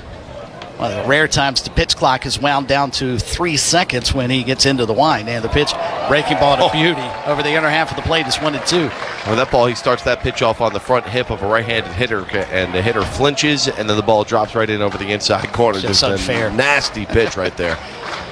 Rhythmic clapping begins. 1 ball, 2 strikes, and 1 out. And the pitch swung on and missed. Another strikeout. 6 already for Cameron Fluke. And he looks angry after that 2-out walk in the bottom of the third. Wrecked his perfect game. So he's come back with a vengeance here and retired 3 straight. And with 2 outs, nobody aboard, here comes J.P. Kuzik. Slow him down, speed him up, and once you saw that breaking ball land, knowing that you've got 96 in your back pocket with 2 strikes, you said, here, I'm going to place this pitch 2 with location. Good luck if you can make some contact with it. Kuzik 0 for 1, popped out to second his first time to lead off the second inning. Coastal in front 3-0 as Fairfield bats here in the top of the fourth. Winner gets East Carolina in the winner's bracket tomorrow evening at 6 p.m. Loser will see Florida at 12 noon. Not sure the Gators expected that, but boy, they got hamstrung big time today by Ethan Norby. A 1 pitch on its way, breaking ball, and again a beauty. He's starting to go away from that number 1 and drop in the number 2 every now and then now. Second time through the order. This is a guy, Fluky, last 4 starts, 9 strikeouts, 9 strikeouts, 11 strikeouts, 10 strikeouts. Double-digit strikeout totals back-to-back appearances. 0-2 pitch, bounces off Bodine to the backstop, and it's 1-2. So a career-high 11 in the final weekend of the regular season in just 6 innings. So he recorded 18 outs and 11 came via the strikeout against ODU. Went 7 shutout against Marshall at the Sun Belt Championship, just 88 pitches, and he struck out 10. I mean, you don't get much better than that in terms of efficiency. And again, the 1-2 pitch, flown in the air foul, first base side, and that'll reach the seats on what I believe is his 54th or 55th pitch of this ball game. That's the one negative to being a strikeout pitcher. Your pitch count climbs relatively quickly. Don't think anybody's going to be too upset at 97 that strikes somebody out, though. Fluky toes the rubber on the first base side. Big right-hander wheels and deals a 1-2 pitch. Poked foul behind home plate. Count holds at 1-2. 3-0 Coastal. Chanticleers scoring a run in the first, tacking on 2 more in the second. Fairfield has had just 1 base runner as they bat here in the top of the fourth. Really, it's come with ease, obviously, as we've seen so far here tonight, but Fairfield, a free-swinging team, not taking a lot of pitches, and when they do take them, they happen to drop in the strike zone with that all-speed stuff. Which is totally against their DNA this season. 1-2 pitch, hit in the air to right center field. Yeah, but this is just barely going to get to the outfield grass. And Blake Barthel able to haul it in. And that'll retire the side. So again, nothing doing on a weak swing. Pop out to Barthel. Another 1-2-3 inning for Cameron Fluky. And as we go to the bottom half of the fourth inning, it's all Coastal thus far. Chanticleers lead Fairfield in the opening game of the NCAA Conway Regional. It's 3-0 Chanticleers. Chanticleers Sports Network. Choose Healthy Blue for your Medicaid plan. With Healthy Blue, you have access to thousands of quality providers to fit your needs. Earn rewards for completing simple activities like getting your flu vaccine or certain health screenings. Plus, qualifying members can get free extra benefits, including gift cards, car seats, diapers, and so much more. All from your local plan backed by the Cross and Shield. Get more from Medicaid with Healthy Blue. Go to healthybluesc.com to learn more. Choose Healthy Blue today. What kind of day is it? It's a White Claw day. Grab a pack, grab your friends. Everything else in life can wait. Your friends shouldn't. Let's go. White Claw. Grab life by the claw. Please drink responsibly. Hard seltzer with flavors. White Claw Seltzer Works, Chicago, Illinois. Hey, Chanticleer fans, now is a great time to be a Chant, but it's also a great time to renovate and rejuvenate your home. There's no better way to do that than with new flooring or a beautiful tile shower from Flooring Panda, located just 3 miles east of Brooks Stadium. Here at Flooring Panda, they're dedicated to providing you with a wide range of selections from your high-end to your budget-conscious consumer. They pride themselves in taking good care of their customers, so come visit Flooring Panda at 864 Kingswood Drive in Conway. Chant's up! Your home for Chanticleer Sports. Hot Talk 99.5. And along with our producer, Rick Carter, back in our Chanticleer Sports Network studios, Chris Bergen alongside Joe Katz in our Carolina Trust broadcast booth here at Springsbrook Stadium, bottom of the fourth inning. Coastal Carolina leads Fairfield by a score of 3-0. Elsewhere on the CMB scoreboard, some finals in around the regionals. Out of Baton Rouge, speaking of the Tigers, we were talking about them earlier. They shut out Little Rock by a score of 7-0. Vanderbilt got a scare thrown into the number 1 seed and the number 1 overall national seed, but the Commodores hold off Wright State by a score of 4-3. Texas, a 7-1 winner over Houston Christian. Standing in to lead off the bottom of the fourth is Logan Pato. Tripled and scored back in the second inning. He'll be followed by Ty Dooley and then Wells Sykes, lower third of Coastal's order. 1-0 pitch to Pato. is in there for a strike. And for the most part, Joe, I would think Fairfield's got to be pleased at what they've gotten from Ben Alexson. It hasn't really been his fault. It's been his defense that's let him down. Well, talking with Coach Schnull during the Myrtle Beach Family Golf Countdown, the first pitch, it was real high on just his poise, his ability to fill up the strike zone and attack opposing hitters. And as a result, he's got a 9-1 record, over 90 innings pitched this year, and ERA that's below 3.25. So no doubt a guy who loves to pitch. 2-1 off speed, clips the outer half of the plate to even the count at 2 balls and 2 strikes to Pato. Frankly, hasn't gotten a little help. Hasn't got any help from his defense. Exactly. We're talking about a drop fly ball in left, a ground ball at third base that probably should have been, the play should have been made. 2-2 pitch over the outer half of the plate, called third strike. That is 5 strikeouts for Pato, for Alexson, matching almost strikeout for strikeout with Cameron Fluke, who has 6 for Coastal. And that'll bring up Ty Dooley with the bases clear and 1 out.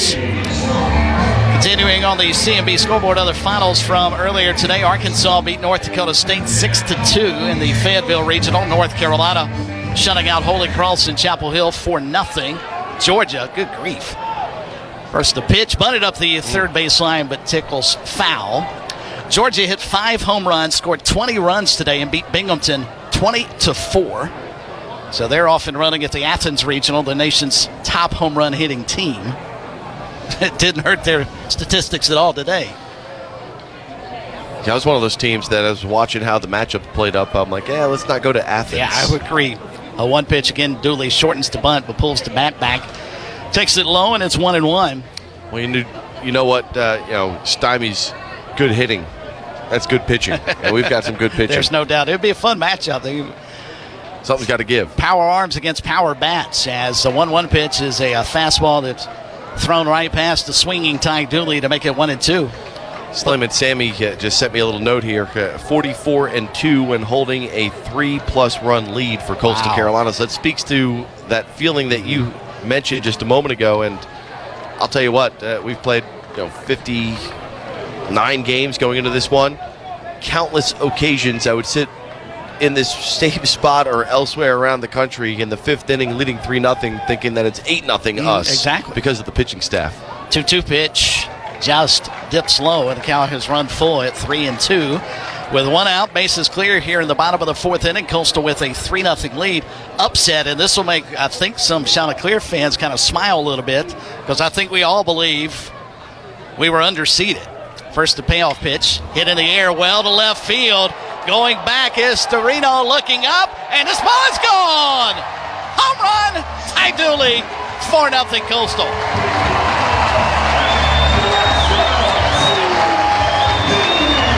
Ty Dooley leaves the yard for the 6th time this season, drives in his 35th run of the year, and Coastal tacks on another one.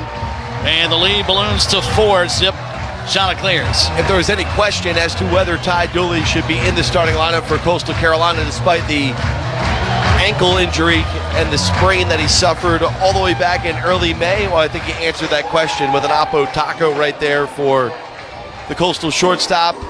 Has played such a pivotal role in our success over the last 3 seasons. Comes from Radford 3 years ago, takes over the shortstop role. Hit some struggles last year at the plate, but this season obviously has ticked it up a notch in his final year of college baseball. So that'll bring up Wells Sykes.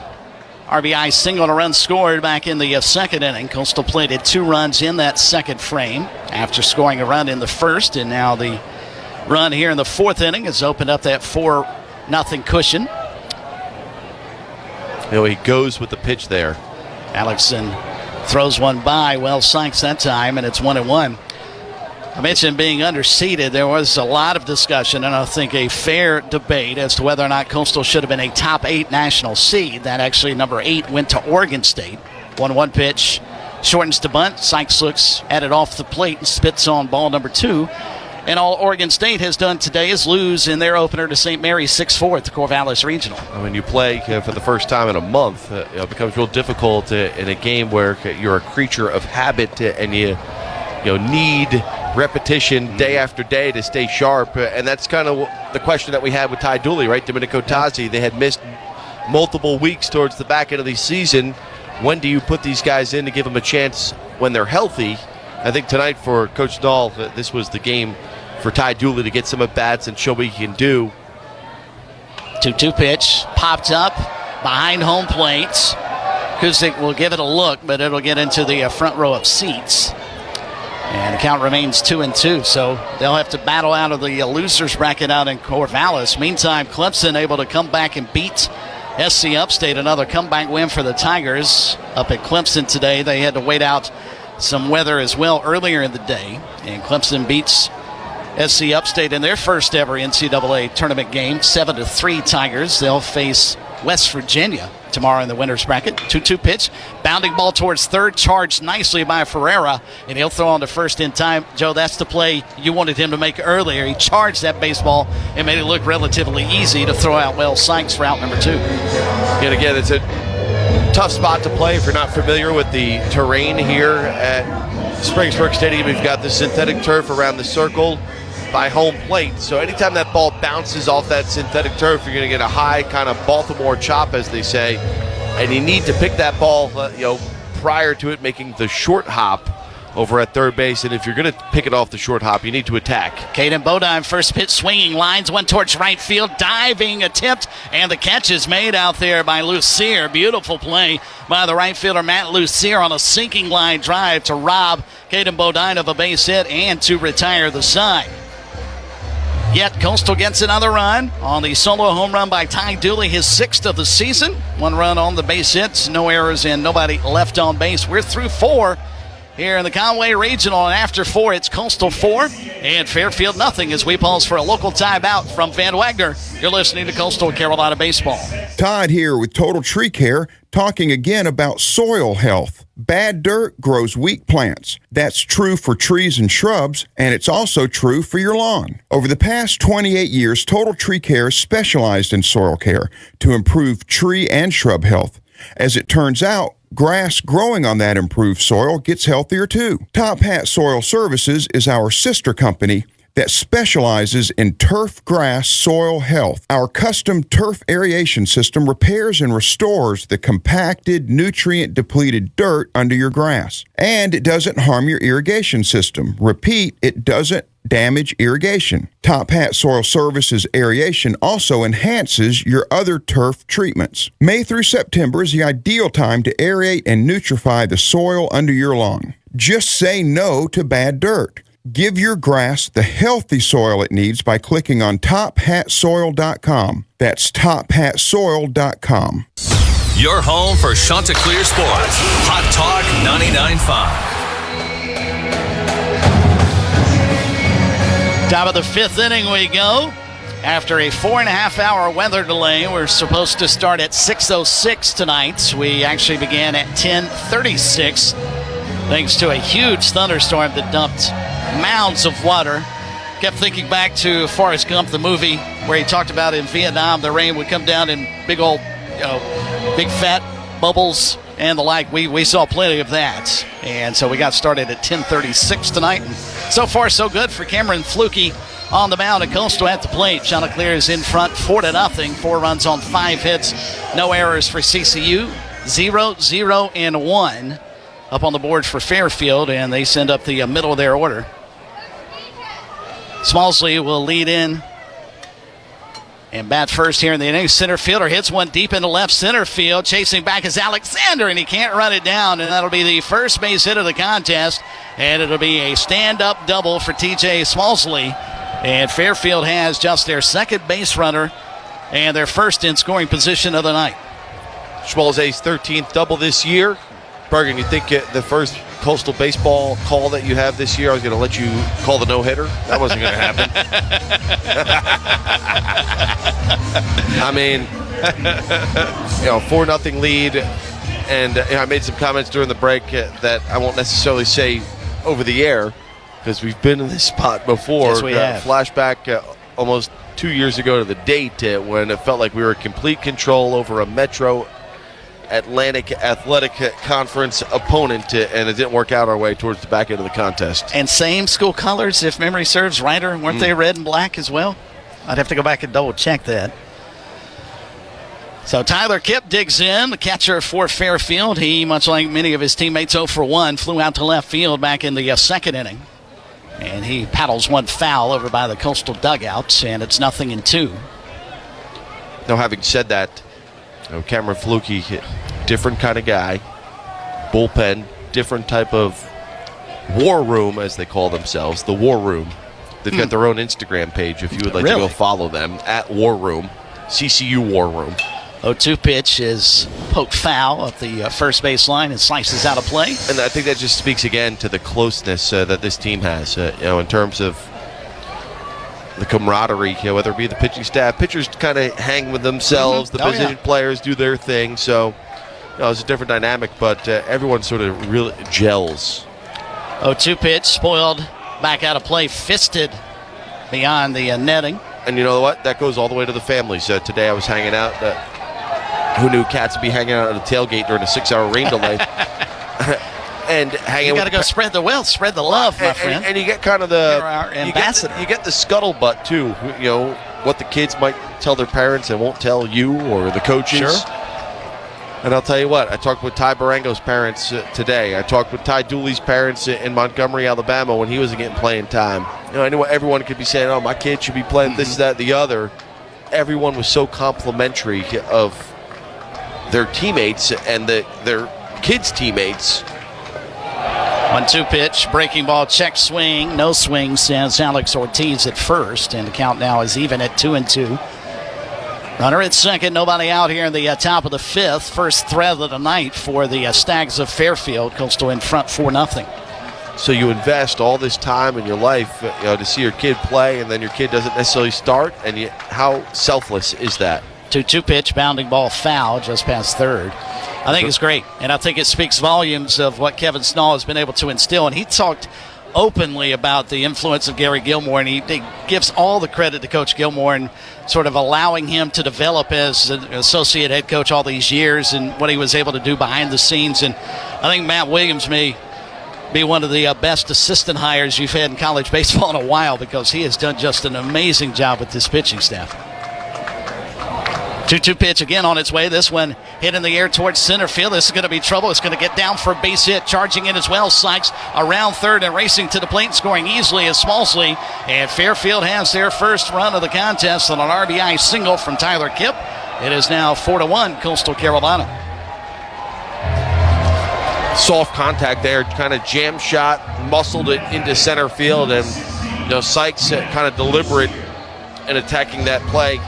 Had real no chance at it, and now pitching coach Matt Williams will head out to the mound, just kind of try and settle things down here for Cameron. Now, having said that, anyone out there that's got a couple of the dollars in the bank account that they can spare, I wouldn't mind putting it in a white envelope and slipping it under the desk or under the door of Matt Williams, the pitching coach, in his office later on this weekend, because there's no question that Coach Matt Williams, Coach Kevin Schnull, bottom line is we are where we are. We love Coastal Carolina. We love the baseball program. We love everything about the athletics department. And the day of the dollar sign, and it has nothing to do with NIL or anything like that. Now, you add an extra zero to the end of that paycheck, it makes it real enticing, no matter how much you love a place, no matter how much your family loves a place, where if you get an opportunity to change your family tree for generations, it's hard to fault the guy in at least listening to opportunities. Not to say that that's the case right now, but people are watching. There's no doubt. Yeah, and what this team accomplished this year, and the first pitch inward is bunted behind home plate. A sliding catch made by Caden Bodine. How about that for a highlight reel? On one knee, slides about 10 feet to reel in the bunt foul off the bat of Matt Lucier. He'll pop out for out number one. That was too easy for Bo. I think he just made that. Now, that was like a style point there, sort of like what was her name in A League of Their Own? Not to compare him and her. Dottie Henson. Did a little split, and we needed something to show for the boys. And Bodine is exactly what he did right there. He just made that look too easy.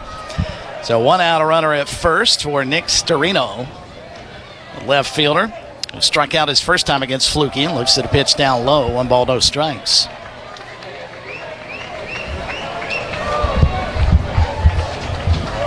Fluky really for the first time running into any resistance from Fairfield. Otherwise, he has been cruising right along. 1-0 pitch, framed, but evidently not quite good enough by Caden Bodine, and count is 2-0. Of course, they always say once you get into the NCAA tournament, the strike zone gets considerably smaller, and I think we've seen that tighter strike zone here tonight. 2-0 pitch, Luke foul behind home plate, and it's 2-1. 4-1, Coastal out in front in case you've just dialed us in. If so, on your way to bed here at 11:54 Eastern Time. We should have all been in bed had Mother Nature not had other ideas. This pitch right through there at the waist, and the count is 2-2. I don't know if this will be the latest, given that we were on the West Coast a couple of years ago with football at the Rose Bowl. I think that was and probably Hawaii too. And oh yeah, no doubt about that. Oh, forgot about that little trip to. But the game kicked off at 7 o'clock local time. Bounding ball to first, could be 2. They'll flip to second for 1. Relay back to first, in time. Nicely turned double play by the Chanticleers. Started by Thorndike, it gets to Dooley at second and back to first. They rack them up and in the threat here in the top of the 5th inning. 46 double play of the year. First time all year we go 3-6-3. Thorndike has shown so much improvement defensively over on the right side of the infield, and the Chanticleers pick up Cameron Fluky, get out with limited damage with a 4-1 lead. But a double and an RBI single gets Fairfield its first run. We are halfway home here in Game 2 of the Conway Regional as we go to the bottom of the 5th. It's Coastal 4, Fairfield 1 on the Chanticleer Sports Network from Van Wagner. From the North Star Financial Retire Right Studios, we're WRNN Socastee, Myrtle Beach, your home for Coastal Carolina Chanticleer sports. The Hilton Garden Inn Myrtle Beach is an excellent choice for your stay in Myrtle Beach. With an on-site restaurant and bar, indoor and outdoor pool and spa, plus a 24-hour fitness center, they have everything you need for an incredible stay. Just minutes from Coastal Carolina University and all of the area's top attractions. They offer complimentary Wi-Fi, parking, and an airport shuttle. And shopping is just steps away at Coastal Graham Mall. Book your stay with their special CCU rate at the Hilton Garden Inn, Myrtle Beach. Alps Mountain Affordable Hearing Aid Center is the official sponsor of the Coastal Carolina Chanticleers. They would like to invite you to visit any of their 6 office locations across North Carolina. Get their very best in hearing care and hearing aids at Alps Mountain Affordable Hearing Aid Center. Office locations at Sunset Beach, Jonesville, Southport, Hickory, Boone, and Lincolnton. Call 1-800-326-9037. Miller Lite is brewed with great taste and only great taste. The Miller Brewing Company would like to issue a correction. Miller Lite is brewed to be less filling.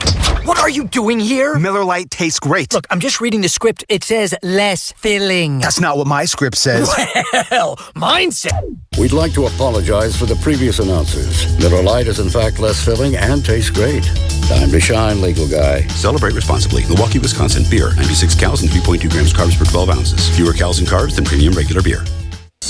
Your home for Chanticleer sports. Hot Talk 99.5. Sebastian Alexander leads off the bottom of the 5th inning for Coastal. Bunts one on the first pitch right back to the mound, fielded by Alexson, and he'll throw on to Bucciero over at first to retire. Sebastian Alexander is now 0 for 3. I think if he puts that anywhere down either line, he bunted it right back to the pitcher, so it's kind of an easy pitch and catch. Puts that anywhere along the line with his speed, beats it out for a hit given the conditions right now, the wet surface. Walker Mitchell stands in. Chanticleers out in front here, 4-1 opening game for Coastal and Fairfield after earlier today East Carolina just whitewashed Florida 11-6. The Pirates awaiting the winner of this game tomorrow evening as this pitch is hit right back from which it came into center field for a base hit. Walker Mitchell is on base for the second time, his first hit of the contest, and Coastal's got a 1-out single. Mitchell, the guy, obviously not your prototypical number 3 hitter in terms of the power numbers, only 4 home runs this year, but a .463 on-base percentage this season. Been hit by pitch, did so with 2 outs and no one on base in the first, ends up scoring a run, and now here with 1 out, Hits that hanging curveball from Alexson, pegs it into center, and they get an opportunity maybe to steal the base. And that hit by a pitch was the 30th time this season he had been hit, and that matches Scott Woodward's 17-year reign at the top. School record that he set back in 2008.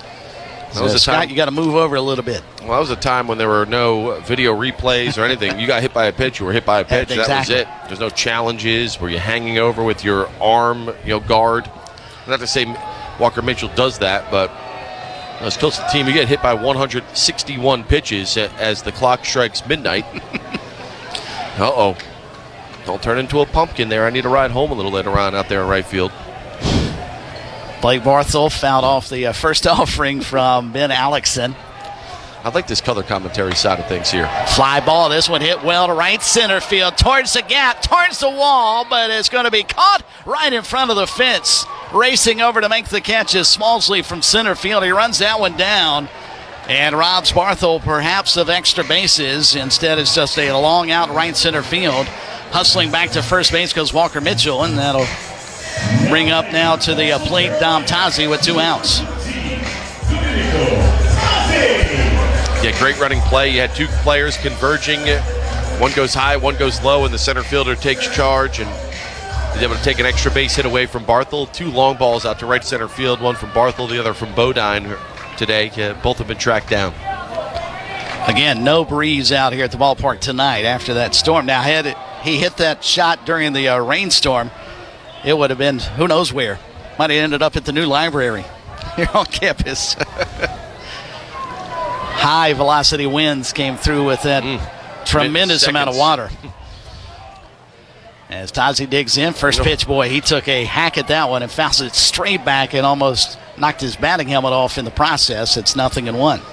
Well, earlier today, of course, Florida opts to go to their kind of number 2 guy in terms of their starting pitcher, and he was facing some headaches very early on. In fact, the first batter of the ball game laid down a bump base hit. They stole second, and again, as we talked about during the Myrtle Beach Family Golf countdown to first pitch, these SET teams line it up and they step to the plate, they hit it, they try and field it, and they pitch it. There's no real magic to what they do. It's pretty simple stuff, and then you get guys moving around. ECU had them moving around early, got them on their heels, and they continue to attack. A 1 pitch, paddled foul behind home plate. Count 0-2. Just goes to show how coaches throughout the course of the year remain so consistent. This is the way we do it. This is the way we do it. And then you get into a pressure situation where every game matters, or you potentially go home and you make a decision that potentially costs you an opportunity to advance. In this case, to a winner's bracket. 0-2 pitch, boy, just off the plate, framed nicely by Kusick behind home plate, but didn't get the call. And again, tough to impress James Albert behind home plate tonight. Let's reset the internet here at 12:02. Yeah, I think the school kicked us back university out. 1-2 pitch, bounding ball foul up the third baseline. Got to get another guest to count. I just got one. Yeah, but we're into a new day now. Oh. It is Saturday morning. Chanticleers with a run in the first, tacked on 2 more in the second, and the grabbed a run in the 4th inning on Ty Dooley's home run. Fairfield gets its only run to date back in the top of this frame, and we're at 4-1 Coastal here in the bottom of the 5th with 2 outs and a runner over at first. And a 1-2 offering will not be made. Throw over to first, sliding back safely is Walker Mitchell. There we are. You have to retype your password. Aha. Yeah. Very good. I can do that. And the 1-2 pitch, outer half of the plate, called third strike. Caught looking is Tazi. He's down on strikes for the second time, and that is the 6th strikeout tonight from Ben Alexson. He's pitched pretty well, but fortunately Coastal has taken advantage of some lapses in defense. So no runs on a base hit, 1 runner left on base. We're through 5 here at Springsbrook Stadium, Fruman Field in the NCAA Conway Regional with our score. Coastal 4, Fairfield 1. Chanticleers Sports Network from Van Wagner. Invest in the beauty and comfort of home with Shade & Shutter Expo. Shade & Shutter Expo carries a large selection of blinds, shades, shutters, awnings, and solar porch shades to fit many styles and budgets. Shade & Shutter Expo provides turnkey service by helping you pick your designs, measuring, and professionally installing your products. Shade & Shutter Expo, made local, shop local. Visit their showroom at 3147 Fred Nash Boulevard in Myrtle Beach or online at shadeandshutterexpo.com. Opening summer 2023, join us in welcoming the Fairfield Inn & Suites Coastal Carolina. The Fairfield Inn & Suites is your home for all things in Conway and the greater Myrtle Beach area. The hotel will boast 98 well-appointed rooms and suites with complimentary hot breakfast daily, wireless internet, and pool. The hotel is located just across from Coastal Carolina University and Horry Technical College. From your friends at the Fairfield Inn & Suites Coastal Carolina, go chanticleers. The Sansbury Butler Properties real estate team has all the resources you need to buy or sell a home from the Grand Strand to the historic Waccamaw River and everywhere in between. Kevin Sansbury, a CCU alum, can help you locate your dream home anywhere on the Grand Strand. With over 50 years of combined experience, we specialize in residential, commercial, land, and waterfront properties in Conway, South Carolina, and surrounding areas. We know real estate, making big moves together. Your home for Chanticleer Sports. Hot Talk 99.5. Alongside Joe Katz, my name is Chris Bergen. We go to the top of the 6th inning here in Conway. Chanticleers late night baseball tonight as we move into Saturday morning. Coastal out in front of Fairfield 4-1. One of these two teams is about 12 hours away from their second game in the regional in a loser's bracket matchup with the Florida Gators, who I'm sure are tucked away in their beds getting some rest. As Nolan Colby stands in to lead things off, he walked to break up Cameron Fluke's perfect game back in the 3rd inning. Who are you kidding, Bergen? They're tuned in, maybe in their hotel rooms to see who they're going to match up with.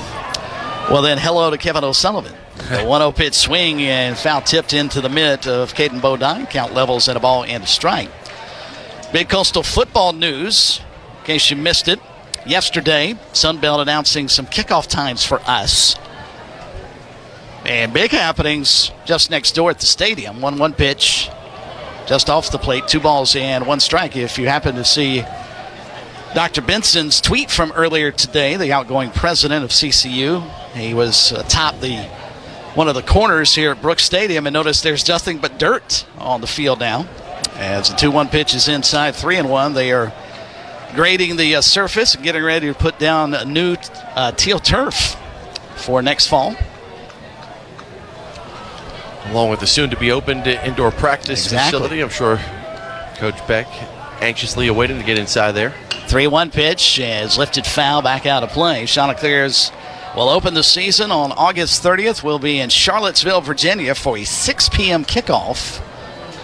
That means we'll be on the air at 4 o'clock with the Myrtle Beach Family Golf Countdown to kickoff. Looking forward to the start of the season at UVA. This pitch hammered deep to right field, and this ain't no doubter. It's going to leave the yard and then some. Home run from the number 9 hitter, Nolan Colby, as he takes Fluke deep into the right field his 6th home run of the season. And just like that, the lead is sliced to 2. It is 4-2, Coastal Carolina. Now you knew that the Stags could swing the sticks. Did not maybe think that the number 9 hitter would pose such a threat. Put together a pretty good plate appearance. His first time up, worked a walk with 2 outs in the 3rd on a lengthy at-bat, and there gets a fastball right down the pipe and does what you're supposed to do with it. As Dean Ferreira stands in, and here's the guy you worry about. He came in 4th nationally in base hits with 98. He is still seated on 98 base hits as he is grounded. He and Blake Barthel have played pepper here as he's grounded out to second twice. The 0-1 pitch to him. Outer half of the plate called a strike. It's 0-2. You could tell as soon as Cameron let that one go, he was worried it was not coming back. A little disgusted with himself there.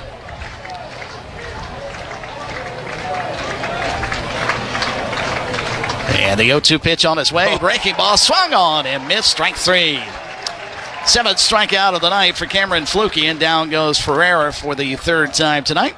And with 1 out, nobody aboard, here comes Luke Namera, the shortstop, was 0 for 2. Maybe his best curveball of the night right there. I mean, he snapped that thing as soon as it came out of his hand. He almost knew that ball was going to find the back of Caden Bodine's glove. Absolutely filthy. Started that pitch out over the plate, just continued to work away from the right-handed hitter. And the first pitch to the shortstop for Fairfield off the plate. 1 ball, no strikes. 4-2 Coastal now. After racing out to a 4-0 lead through 4. Fairfield has answered back with lone runs in the 5th and now here in the top of the 6th. 1-0 pitch. Down low, 2 balls and no strikes. Fans not overly impressed with our strike zone from James Albert tonight.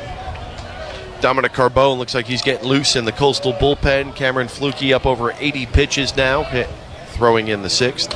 And that pitch, outer half of the plate, filthy 94-mile-per-hour fastball. He hasn't lost much velocity, though. I've seen at times this year pitching into the 7th, 8th inning, or he's actually topped out at 97, 98 miles an hour, so he'll always leave a little in the tank. 2-1 pitch, scalded to short, but played nicely on a hop by Dooley. Throws on to first in time to retire Namera. And quickly 2 down now after the leadoff home run by Nolan Colby. First play that Dooley had to make, it was hit right at him, though he helped turn that double play to end the inning on that 3-6-3 double play. And while it looked smooth as it typically does for Coastal Carolina, 46 double plays this year, the throw wasn't necessarily at the chest from Colby Thorndike. Dooley had to reach a little bit and use his athleticism to make sure that he was able to hold the bag, catch the ball cleanly, and then make that return throw over to first base. And obviously you're dealing with a lower leg injury. Having to move around in a tight space isn't necessarily the easiest thing for you to do, but he made it look easy. So here comes Matt Bucciero, again the most outstanding player at the MAC tournament last week. 1-0 pitch, again to the backstop. 2 straight have bounced back to Caden Bodine, and it's 2-0. A couple of strikeouts, as you said, for Bucciero here tonight, but 3rd time through the order. Caden Bodine wants to walk out just to give Fluke a moment here. Pat him on the backside and say, hey, you've got a 2-run lead here. Yeah, 2-0 count, but let's go right at this guy. Even though Bucciero has put up some pretty good numbers here this year with 14 home runs, and maybe that's actually probably more the conversation. Hey, 2-0 count. And now it's a 4-2 ball game, so laying one right down the pipe ain't going to do it. No. You need to make a quality 2-0 pitch right here to try and get yourself back into the at-bat with 2 outs and no one on base. So Fluke back up on the bump. And he's into the wind 2-0 pitch. Lined into right field, racing over, diving and making a tremendous catch is Blagan Pato to retire the side. What a play going near the line by Pato. Left his feet, robs him of extra bases, and that'll set him down here in the 6th inning. Bucciero hit it well, but lines out to right.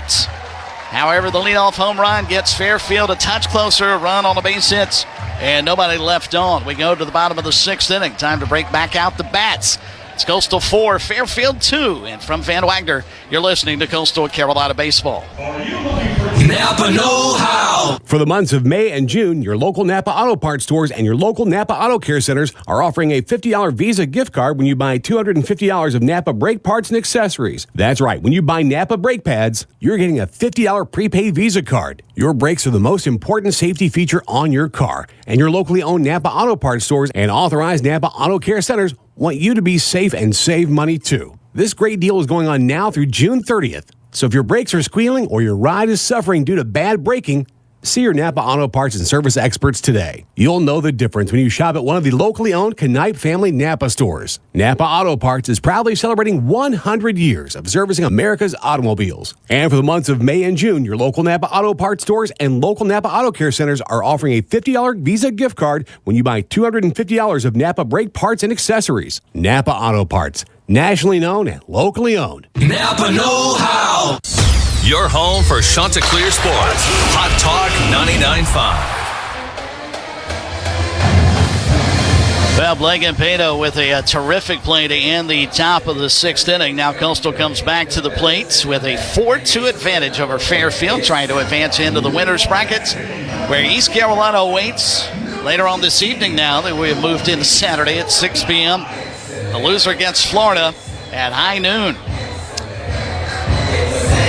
You want to avoid that at all costs. First off, the Gators are not going to be in a very good mood tomorrow after East Carolina dispatched them earlier today, 11-6. But secondly, we're less than 12 hours away from that first pitch. Yeah, almost like better just pitch a tent and dug out and camp out tonight. Colby Thorndike will stand in to lead it off. First pitch from Ben Alexson is down low, 1 ball, no strikes. He's actually tossed a pretty good game. 5 innings complete. He's allowed 4 runs, 3 of them earned on 6 base hits. He struck out 6. 1-0 pitch, bounding ball foul over towards the Fairfield dugout, and it's 1-1 on Thorndike, who is 0 for 2, a strikeout and a flyout to center field. The rest of the football schedule, in case you missed it, at least the kickoff times that have been set. Our home opener will be on September 6th here against Charleston Southern. This pitch is fisted into the screen, and it's 1-2. That'll be a 7:30 kickoff. Then, what ought to be a lot of fun, East Carolina in town. So we may get them later on tonight here in baseball, and we'll certainly get them on September 13th in football, also at 7:30. Some rowdy crowd's going to be here at Conway tomorrow, potentially, and this fall. 1-2 pitch, fastball away, and it's 2-2. And then the other game that's set, a Thursday night affair right before Halloween on October 30th here at home against the Marshall Thundering Herd at 7:30. Tickets are available. 2-2 pitch outside, 3-2 the counts. At GoCCUSports.com. And by the way, the Sun Belt Football Championship game has moved now to a Friday. Take place on December the 5th at 7 o'clock.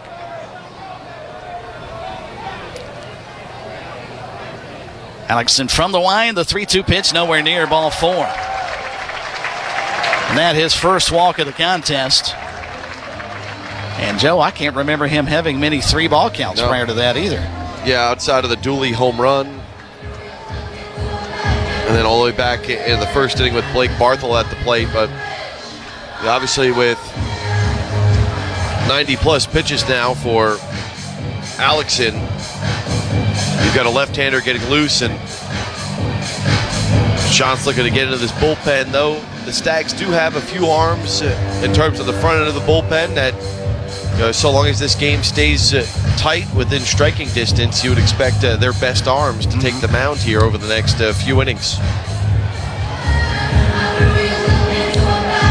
So meeting on the mound is complete as Kusick crawls behind the plate once again as Bligan Pato will stand in. A triple and a run scored back in the second inning. Strikeout looking in the 4th. Coastal leads it by 2, 4-2 here in the bottom of the 6th inning. And Pato squares to bunt, takes one off the plate. 1 ball, no strikes.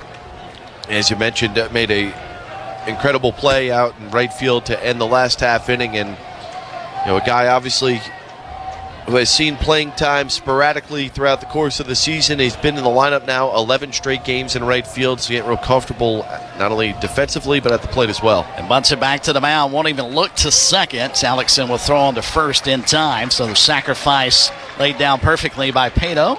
1-3 on the putout, advancing to second base into scoring position is Thorndike. That's the 50th sacrifice bunt laid down by Coastal this season. That's good for 9th in the NCAA.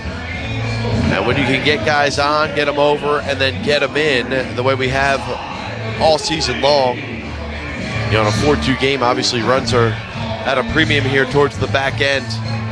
You manufacture a run here, and you feel pretty good about where you're going in the back half of today's ball game, back third of today's ball game, 7-8-9. And here comes Ty Dooley, and he'll look at a frisbee slider in there over the outer half of the plate, and it's 0-1. Dooley with a solo home run back in the 4th inning. Also has fouled out to third, going in the 2nd inning.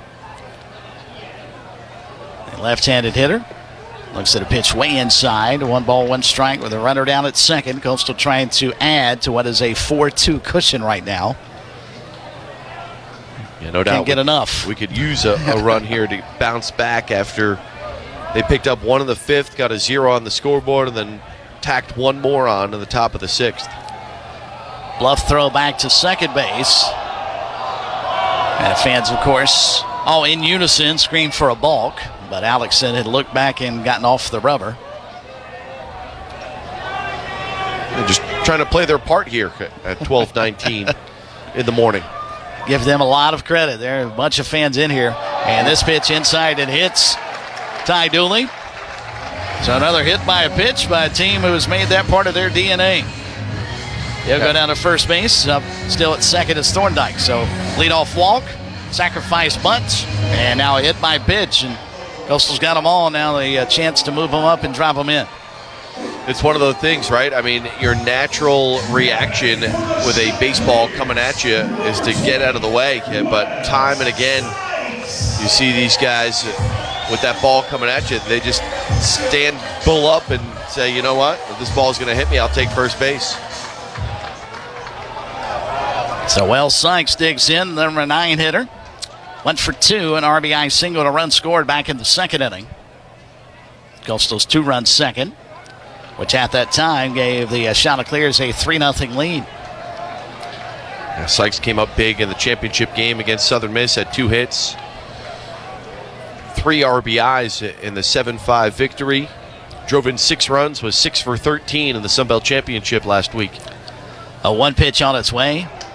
Paddled foul behind home plate. Count now 0-2.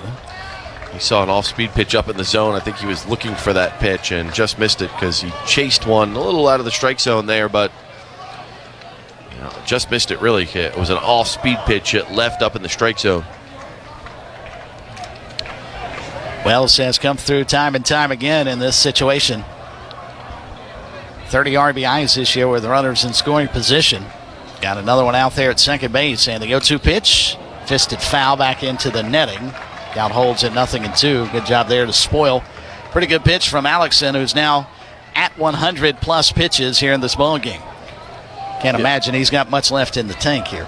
Yeah, the lefty continues to get loose in the pen, and do you go to the lefty after Sykes here? We'll see. 0-2 pitch, lifted in the air, but this will slice foul out of play, and the question is, do you want to have Bodine hit from the left side or the right side?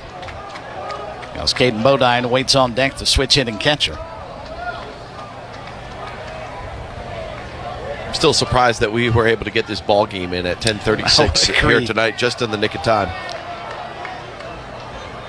So Alexson from the stretch. 0-2 pitch. Hit in the air towards right field, but right at the right fielder, and he dropped the ball in and out of the hands of Lucier. Everybody's going to be safe, and Coastal's going to plates. Another run. I was waiting on James Albert behind home plate to get the safe sign as Thorndike slides in, but no call. Evidently, he was easily safe. So that'll be a 2-base error out there in right field to drive in another run for the Chanticleers, and they get back that insurance that they gave up in the top of this inning. It's now a 5-2 ball game. And it wasn't only the drop ball that allowed Thorndike to score, but then the relay throw comes home, and as soon as they decide that they're going to try and cut the runoff at home plate, the other base runners heads up, aware of where the baseball is going, and they're able to take the extra 90. So Dooley goes to third of the play, and then Sykes heads to second. So you've got 2 runners in scoring position here with 1 out, and the top of the order due up, and what will be a likely Sparks Toyota call to the bullpen. And I think that's going to do it for Ben Alexson, who probably deserves a better fate for Fairfield. He has not pitched all that poorly. He's gotten 0 help from his defense, especially the outfield. And we will get a Sparks Toyota call to the bullpen here in the bottom of the 6th inning. Chanticleers a run home, threatening for more with runners at second and third, and only 1 out as we pause for a timeout. Coastal 5, Fairfield 2. Chanticleer Sports Network from Van Wagner. With 4 mini golf facilities and a driving range, it's golf fun for everyone at Myrtle Beach Family Golf. At Shipwreck Island, putt your way through an excursion on a deserted island. Stay on the paths as you journey into the world of dinosaurs at Jurassic Golf. Experience a jungle adventure through the rainforest with elephants, monkeys, zebras, and more. Play along with the Lost Boys through Never Never Land at Captain Hooks. Or brush up on your golf swing at one of the 54 hitting bays at Cane Patch Driving Range. Just mention Go Shots to get your discount, or visit myrtlebeachfamilygolf.com. Let's go Chanticleers. The South Carolina Department of Public Safety loves seeing all the fans join us for game day, and we'd like to take a moment to remind you to make good choices behind the wheel. Because life is already short, don't make it shorter. So never drink and drive, eliminate distractions, and always buckle up whether you're driving or just along for the ride. South Carolina's roads can be highways or dieways. The choice is yours. This message is brought to you by the South Carolina Department of Public Safety.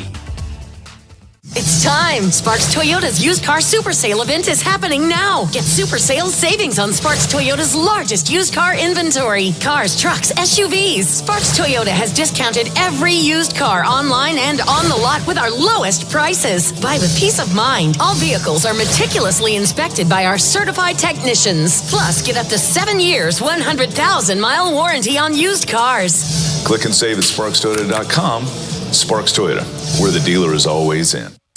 Your home for Chanticleer Sports. Hot Talk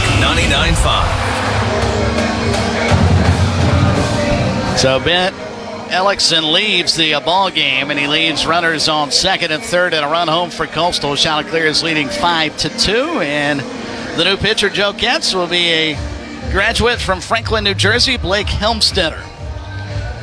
Again, the left-handed grad student, as you mentioned, Franklin has put together a pretty solid career for Fairfield over the last 3 seasons as he enters the relief effort here with a 3-2 record, 35 2/3 innings pitched. It's his 24th appearance on the year, 5.30 ERA, but with 1 out and runners in the scoring position.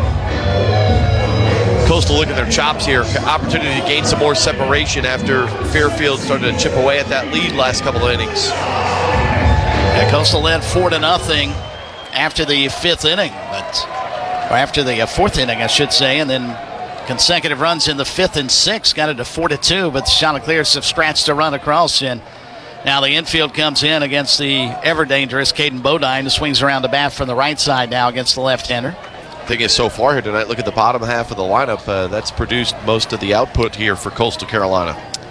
1-0 pitch to Bodine, fastball missing low, and it's 2-0. First base open. So probably not the worst thing if you're Fairfield, if you walk Caden Bodine and set up a perhaps double play that would get you out of the inning. 2-0 pitch, nowhere near. And it's 3-0, and of course Bodine's not going to swing at anything off the plate. It's almost like, well, you've got the open base at first. Why not put him on and see if you can't get a ground ball and try and double up somewhere. 3-0 pitch again. That was the old intentional free pass to Caden Bodine. So the bases are loaded for Sebastian Alexander's due. He's 0 for 3 here tonight. Strikeout, a ground out to third, and a comebacker to the mound. I mean, this is all the makings of a big inning for Coastal with 1 on the scoreboard already. Bases juiced, 1 out. And they've done it the way they've done it all season, taking advantage of the free bases. A couple of walks, a hit batter. And the first pitch, breaking ball to Beauty over the outer half of the plate, 0-1.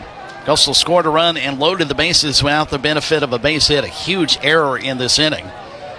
Second of the contest charged to Fairfield on a drop fly ball by Matt Lucier out in right field. 0-1 pitch, fly ball, hit that direction. This ball well hit. Lucier going back to the wall, and he'll make this catch. Tagging at third and coming home easily to score the run is Ty Dooley. Sebastian Alexander does his job, gave it a ride, trying to bid for more, but he'll get a sacrifice fly. Coastal's got back the 4-run advantage. It's now 6-2 CCU. Once again, just playing their role and doing what you're coached to do. Runner on third base, less than 2 outs, put it in the air, deep somewhere, drive home a run. The 38th sacrifice fly this year for Coastal Carolina. And that's good for 4th in all of college baseball. So you look at manufacturing runs, sack flies 38, sack bunts 50. And that's going to put a lot of guys on base and give you a lot of opportunities to drive those runs home when they're in scoring position and you've got less than 2 outs.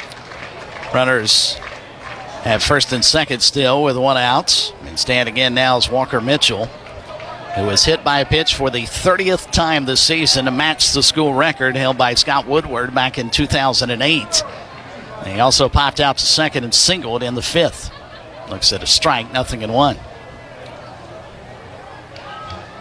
Helmstetter into the wide. This pitch way off the plate. Nice play by Kustik behind home plate to prevent that one from going to the backstop. I was chatting with Coach Gary Gilmore last week, and obviously there are going to be comparisons between this year's team with the amount of wins they have put up and the way they play with that national championship team back in 2016. First a 1-1 pitch, inside corner, called a strike.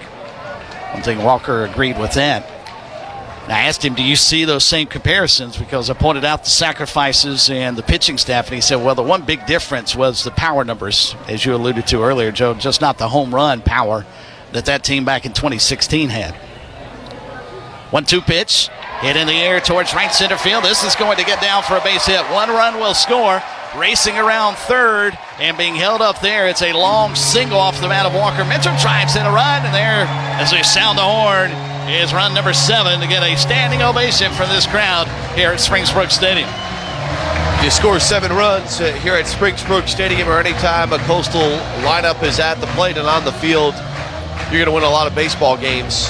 7 or more this year, 31-1, our record. And a big inning for Coastal Carolina. We put up 3 on the scoreboard. 3 or more in a single inning equals a big run. And that's the 59th time we've done that this season. How about the night Walker Mitchell's had? A couple of base hits, hit by a pitch. RBI single just a moment ago. Scored a run back in the first inning. Coastal's in front now 7-2. Starting to flex their muscle a little bit against Fairfield. With 2 outs. And here comes Blake Barthol to stand in. And Blake's due. He's 0 for 3, reached on an error back in the first inning. Originally was a base hit that they changed, I think Joe and I would agree correctly, to an error on the left fielder Storino. I want to say they changed another one as well. As this pitch is hit to left, but this is going to slice well foul into the berm, and chance for some of the fans to make the catch, but they'll play it off the hop. And the count is 0-2.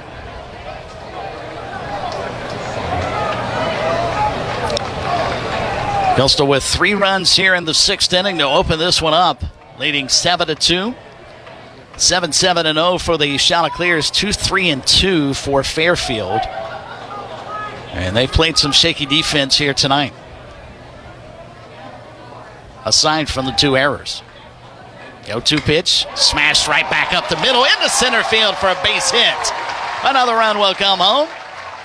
RBI single for Blake Barthol as Caden Bodine touches the plate. It's 8-2 Coastal. Barthol extends his hitting streak to 7 games in a row with that knock up the middle. 11 hits in his last 29 at-bats. Drives in a run. He had 6 RBIs during the Sun Belt Conference Championship, and now a 4-run 6th inning. And Fairfield's now in this situation here, Joe. You're down 6 runs, staring at the elimination bracket. How many more pitchers do you run out, knowing you've got to turn around if this score holds and play again here in less than 12 hours against Florida? Because right now there is no activity in the Fairfield bullpen. Coastal's remains active. The Chanticleers lead 8-2 here in the bottom of the 6th inning. First pitch in there for a called strike. It's 0-1 to Dom Tazi, who's 1 for 3. Base hit sandwiched in between a pair of strikeouts tonight.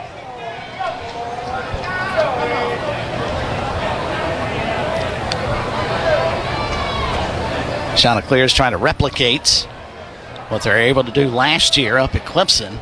Man, that dominating win over Vanderbilt. Yeah, Riley Eichhoff in that matchup was lights out. That put us in a great spot. Obviously, we drop a 4-3 context the next day to Clemson. Here's the 1-1 pitch. Fastball laced foul and out of play. And it's 1-2. Chanticleers prior to that, back in 2023, lost the opener to the Ryder before battling back to the regional final. And, of course, in 2022 up in Greenville, we lost to Virginia and had to battle all the way back to the regional final. Chanticleers have reached that 3 straight years as the pitch is swung on and missed. And that will retire the side. But 9 men come to the plate. 4 of them score. And Coastal trying to get through the regional for the first time in a while, and off to a good start here as we have completed 6 innings. Chanticleers out in front of Fairfield by a score of 8-2 as we head to the 7th on the Chanticleer Sports Network from Van Wagner. Bud Light is the proud sponsor of Coastal Carolina University Athletics. Bud Light was brewed to be a delicious and easy-to-drink beer, even when the little things in life are hard, like when the game is going into overtime. But you have even more time to enjoy it in a fresh Bud Light. Bud Light, easy to drink, easy to enjoy. Pick up Bud Light at your local retailer today. Enjoy responsibly. Anheuser-Busch, Bud Light Beer, St. Louis, Missouri. Conway National Bank has been in the community for over 100 years and understands the importance of convenience and customer care. From offering the latest technology in online and mobile banking to the personalized service given at each of our 15 local offices, CNB is focused on serving you wherever you are. Conway National Bank, community banking at its best. Equal housing lender, member FDIC. Choose Healthy Blue for your Medicaid plan. With Healthy Blue, you have access to thousands of quality providers to fit your needs. Earn rewards for completing simple activities like getting your flu vaccine or certain health screenings. Plus, qualifying members can get free extra benefits, including gift cards, car seats, diapers, and so much more. All from your local plan backed by the Cross and Shield. Get more from Medicaid with Healthy Blue. Go to healthybluesc.com to learn more. Choose Healthy Blue today. Your home for Chanticleer Sports. Hot Talk 99.5.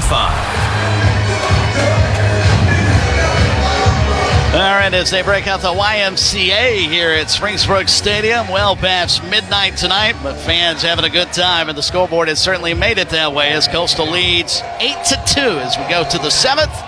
And to take us home and turn it back over to my broadcast partner, Joe Katz. 2 runs, 3 hits, 2 errors, 1 left on base for Fairfield tonight. 8 runs, 8 hits, no errors, 6 left stranded for Coastal. Of course, the big 6-run inning there, aided by that misplay, a miscue from the right fielder, helped Coastal Carolina jump back out to that 8-2 lead. First pitch, fastball gets away from Cameron Flukie as he matches up with the meat of the order for the Stags. It's J.P. Kusick, T.J. Schmalzi, and Tyler Kipp. And Flukie tonight, 6 innings pitched, 2 runs, both earned, 3 hits, 1 walk, and 7 strikeouts. 89th pitch of the night, hit high in the air. A fly ball, towering fly ball in the left field. Alexander at the wall. He's there and makes the play. That ball looked off the bat like it had a chance to get out, and it went about as far as you could, but a great job navigating the wall along the warning track there was Alexander. He had it marked the entire time. He turns around to look back at his bullpen mates behind the wall back there. I'm not sure what they were telling him, but it looks like the guys were having a chuckle out there. And you're right. Sebastian did a terrific job of knowing exactly where he was and how much room he had, and reached up there and was able to make a relatively routine play on what appeared to be a fly ball that was going to end up in the Coastal bullpen. TJ says Schmalzi will step to the plate, puts down a bunt. It goes foul on the third base side. And here's a trivia question for you, Bergen. Yes, sir. Fairfield, they were once an all-boys school way back when, and when they went co-ed and decided that they were going to get Division I athletics, they had to come up with a name for their team. The Stags, obviously, it would lend to the all-boy right. sort of backdrop and history of their program. Any idea as to the other name that they were considering outside of the Stags? Wow.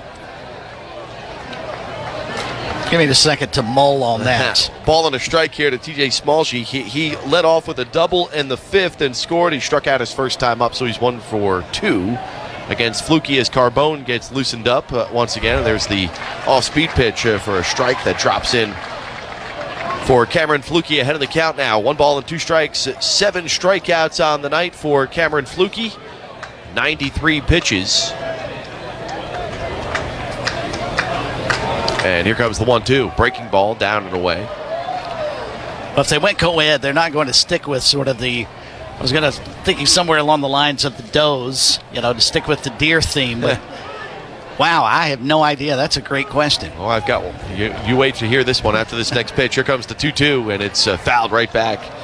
So on the Strut podcast the other day with our guy Chili, who helped spearhead along with TD and our friend Joe Cashin, he had highlighted the fact that when they were going through this selection process, it was a literary professor who wanted to name Fairfield the Chanticleers. Really? Here goes the 2-2. Grounded foul. Big fan of Chaucer, I take it. And here we are I don't know if the black and red chanticleers would go as good as the black, teal, and bronze chanticleers. That looks about as good as you can get. Yeah, our logo is as good as they come. But I had no idea. That's fascinating. Big ups to our guys at the Strut for coming up with that note. The 2-2 swung on and tipped into the glove of the catcher, Caden Bodine.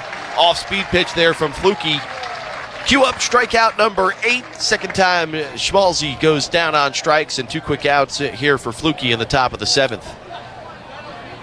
Up to 96 pitches. I'm not sure he's going to get a chance here tonight, Joe, to get double-digit in strikeouts. He would have to come back out in the 8th inning, and I'm not sure with the cushion and over 100 pitches if you need to take that risk. And Flukie this season has hit the 100-pitch mark just once, and that was in a 1-0 loss to Texas State in 7 1/3. Yeah. As do I back on March 29th. That was a frustrating game. In fact, we have hit the 100-pitch mark, as Flukie will hear on the next few, with Tyler Kipp at the plate, the catcher. Here's the 0-1, and the slider this time is in there for a strike, so he's actually thrown down. This is more of a cutter that he's throwing as compared to that big bending breaking ball that he was utilizing early in the effort here tonight.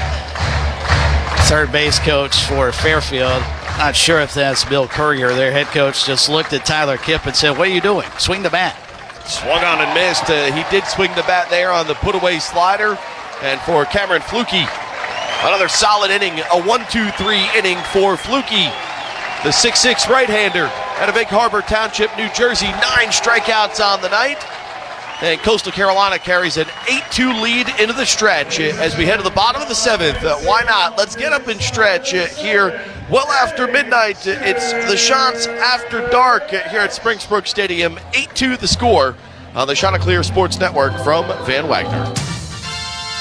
Catch the same views as the highest fly ball from the top of the skywheel Myrtle Beach. We have a steal of a deal. Half off our regular tickets every Tuesday. The only thing you have to do before getting on deck is make sure your uniform is Team Teal. Then step into the batter's box and soar like a home run 200 feet above the beach. Celebrate CCU with us as Skywheel shines the lights teal every Tuesday through the season. Hi, I'm Rhonda DeHollander. And I'm Scott DeHollander, owners of Window World. Here's something that we believe makes a big difference for all of us. America works best when America works. That's why our energy-saving products are made right here in the USA. Great people make great products with great prices. It keeps jobs here. It makes for a brighter and greener future. It saves you money from day one. Window World. Window World, American-made and better known. And with a true lifetime warranty, we really are simply the best for less. Staybridge Suites, Myrtle Beach Fantasy Harbor is an all-suite hotel featuring full kitchens, an on-site fitness center, and complimentary breakfast located just miles from Coastal Carolina University. Enjoy the convenience of being close to all of the best attractions Myrtle Beach has to offer at the Staybridge Suites Myrtle Beach Fantasy Harbor Hotel. And don't forget to ask about our parents' discounts for Coastal Carolina University students. Book your next visit at StaybridgeMB.com. Your home for Chanticleer Sports. Hot Talk 99.5. Shots with an 8-2 lead as we head to the home half of the 7th inning. Cameron Flukie may have put together his best inning all night long, and what may very well be his last inning of the night here for the Coastal Carolina sophomore right-hander. You got 6 outs to go with a 6-run lead. Given where the Chanticleers are at and have been all season long, I feel pretty good about where we're at here through these final 2 innings of play in terms of our defensive position right now. And the pitching staff, Will Fox will actually take over for Fairfield. 14th appearance on the year, 1-2 record, 6.59 earned run average. And I can count maybe 2 or 3 times this entire season, Chris, despite the fact that our starting rotation has been so dynamic this year. That was probably the 3rd time all season where we've pitched and we've hit the 100 pitch mark in terms of our starting rotation. I mean, to have no one on the staff throughout any time of the season, maybe but 3 times, hit 100 pitches is No doubt, something that you should carry with you in terms of the depth of this pitching staff. And considering how dominant the starters have been, it really is remarkable. And especially considering the amount of strikeouts that somebody like Cameron Flukie has been able to compile throughout the season. But yeah, I think you're probably right. He's done, and there's no reason to run him back out there. He's been terrific. This ball tagged into left field. That's an Oppo Taco. It's Colby Thorndike with his second home run of the year. He goes to the backside. Touch 'em all. The pride of Lumberton, North Carolina. Your National Junior College Player of the Year in 2024. Your Coastal Carolina first baseman in 2025 goes deep to the boardwalk. It's 9-2 shots up here in the 7th. He had a home run in the series against Marshall way back when. Since that point, kind of up and down throughout the course of the year. Hit that home run, got the monkey off his back, so to speak. Has batted over 400 since that point of the season. And he's been red hot over there at first base. And you talk about, and this is encouraging moving through this regional. You mentioned this earlier, Joe, about the lower end of the order. Thorndike, Pato, Dooley, and Sykes. That's 6, 7, 8, 9 have scored 2, 3, 4, 5, 6, 7 of the 9 runs that are up on the board. You've got the 2 home runs that Coastal has hit tonight and the triple from Blake and Pato coming out of that part of the order. 9-2 shots up. Blake and Pato at the plate. And for Pato, offers at the 2-0 pitch. Good swing, but fouls it off. Yeah, Thorndike, a guy. Oh, look out. Coming back towards us here. Keep your eyes peeled over here. Look out. I mean, I've been up almost 24 hours straight, Bergen, and that one caught me side-eyed right there for a moment. All I saw was baseball in my peripheral, and I was like, whoa, let's go for it. Cat's getting just a touch punchy at this hour, and understandably so. I think that tends to happen at this time at night. Not as bad as that Clemson game, as Pato takes a 3-1 pitch for a strike. After the Clemson game is where things got a little interesting at the nearby restaurant where I had some food a little later on. They were not very happy, those Clemson fans, that we had won. And it wasn't like I was rubbing it in or anything. It's just because, I guess, the color that I was wearing. Pato takes the 3-2 pitch down and away. So with Will Fox on the mound and another right-hander getting loose for the Stags, who could have formerly once been named the Chanticleers, by the way. Did you know that, Susan? Should have tuned into the Chanticleer Radio Network earlier today. Where's your mic? Get that kind of information only here. The Stags, when they were looking for a mascot name way back when, were considering the Stags and the Chanticleers. How about that? There's a nugget for you. And Pato's going to take off at second base. He has it stolen. Blake and Pato, his 3rd stolen base on 5 attempts this year. And Kusick with a terrific throw. The jump by Pato stole that bag because he had a running lead and was never eyed by Will Fox. And Kusick made it a lot closer than it should have been. Terrific play by the catcher, but he had no chance. His pitcher did not do a very good job of keeping Pato close. And you look at up and down this Coastal lineup, obviously a couple of home runs today, Dooley and Thorndike. But look at those runs that have scored outside of the 2 home runs. Most of those runners, as Dooley bunts it foul, most of those base runners were put on by the hit by pitch or the walk, and a pitching staff for Fairfield that has not necessarily given a lot of free bases up throughout the course of the season. We take advantage every time we get a free. That's an opportunity to score a run, and we've done that, I want to say 7 out of 9 times maybe here tonight. The 1-2 to Dooley is swung on and grounded foul. Yeah, it's hard enough to get 27 outs against the Chanticleers. You give them 30, 31 opportunities. Yeah, it's going to be awfully tough to beat these guys, and they have proven it throughout this year. And doing it here again tonight. 2 errors up on the scoreboard. Actually, I think it sort of illustrates that Fairfield's defense was better than it has been. They've made a lot of mistakes here tonight. It's cost them considerably. 1-2, and Dooley goes the other way again. Maybe number 2, back to the track at the wall, and this baby's off the top of the wall. Dooley's going to head to second, and they'll put up the stop sign for Pato. He had to wait to see if that ball was going to either get out of the yard or over the head of the left fielder, Storino. And Dooley, what a comeback here for the Coastal shortstop. Uncertain, and boy, did Coach Schnull hold that close to the vest this week, saying, hey, yeah, he's close. Puts him in the lineup today.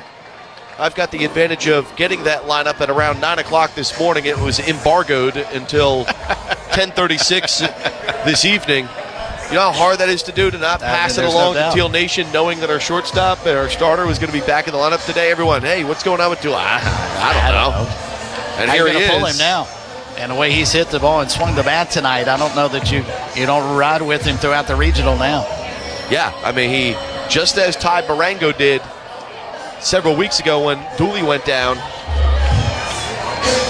stepped right in, filled in perfectly, just as you would ask an experienced guy to do, and has been nothing but gracious about the situation. And I have to say, obviously, I'd be a little chapped personally. I mean, but bottom line, this is a business, whether you like it or not, and you go with the guy who's gotten you here, and obviously he comes through, so it makes it a little easier, for you to qualify that decision when he steps up for you the way he has tonight. He's been on base 3 times. He's 2 for 3. Has scored a couple of runs as the ball's grounded to the left side with the infield in, but Sykes will bring in a run. That ball backed up the shortstop, Luke Namora.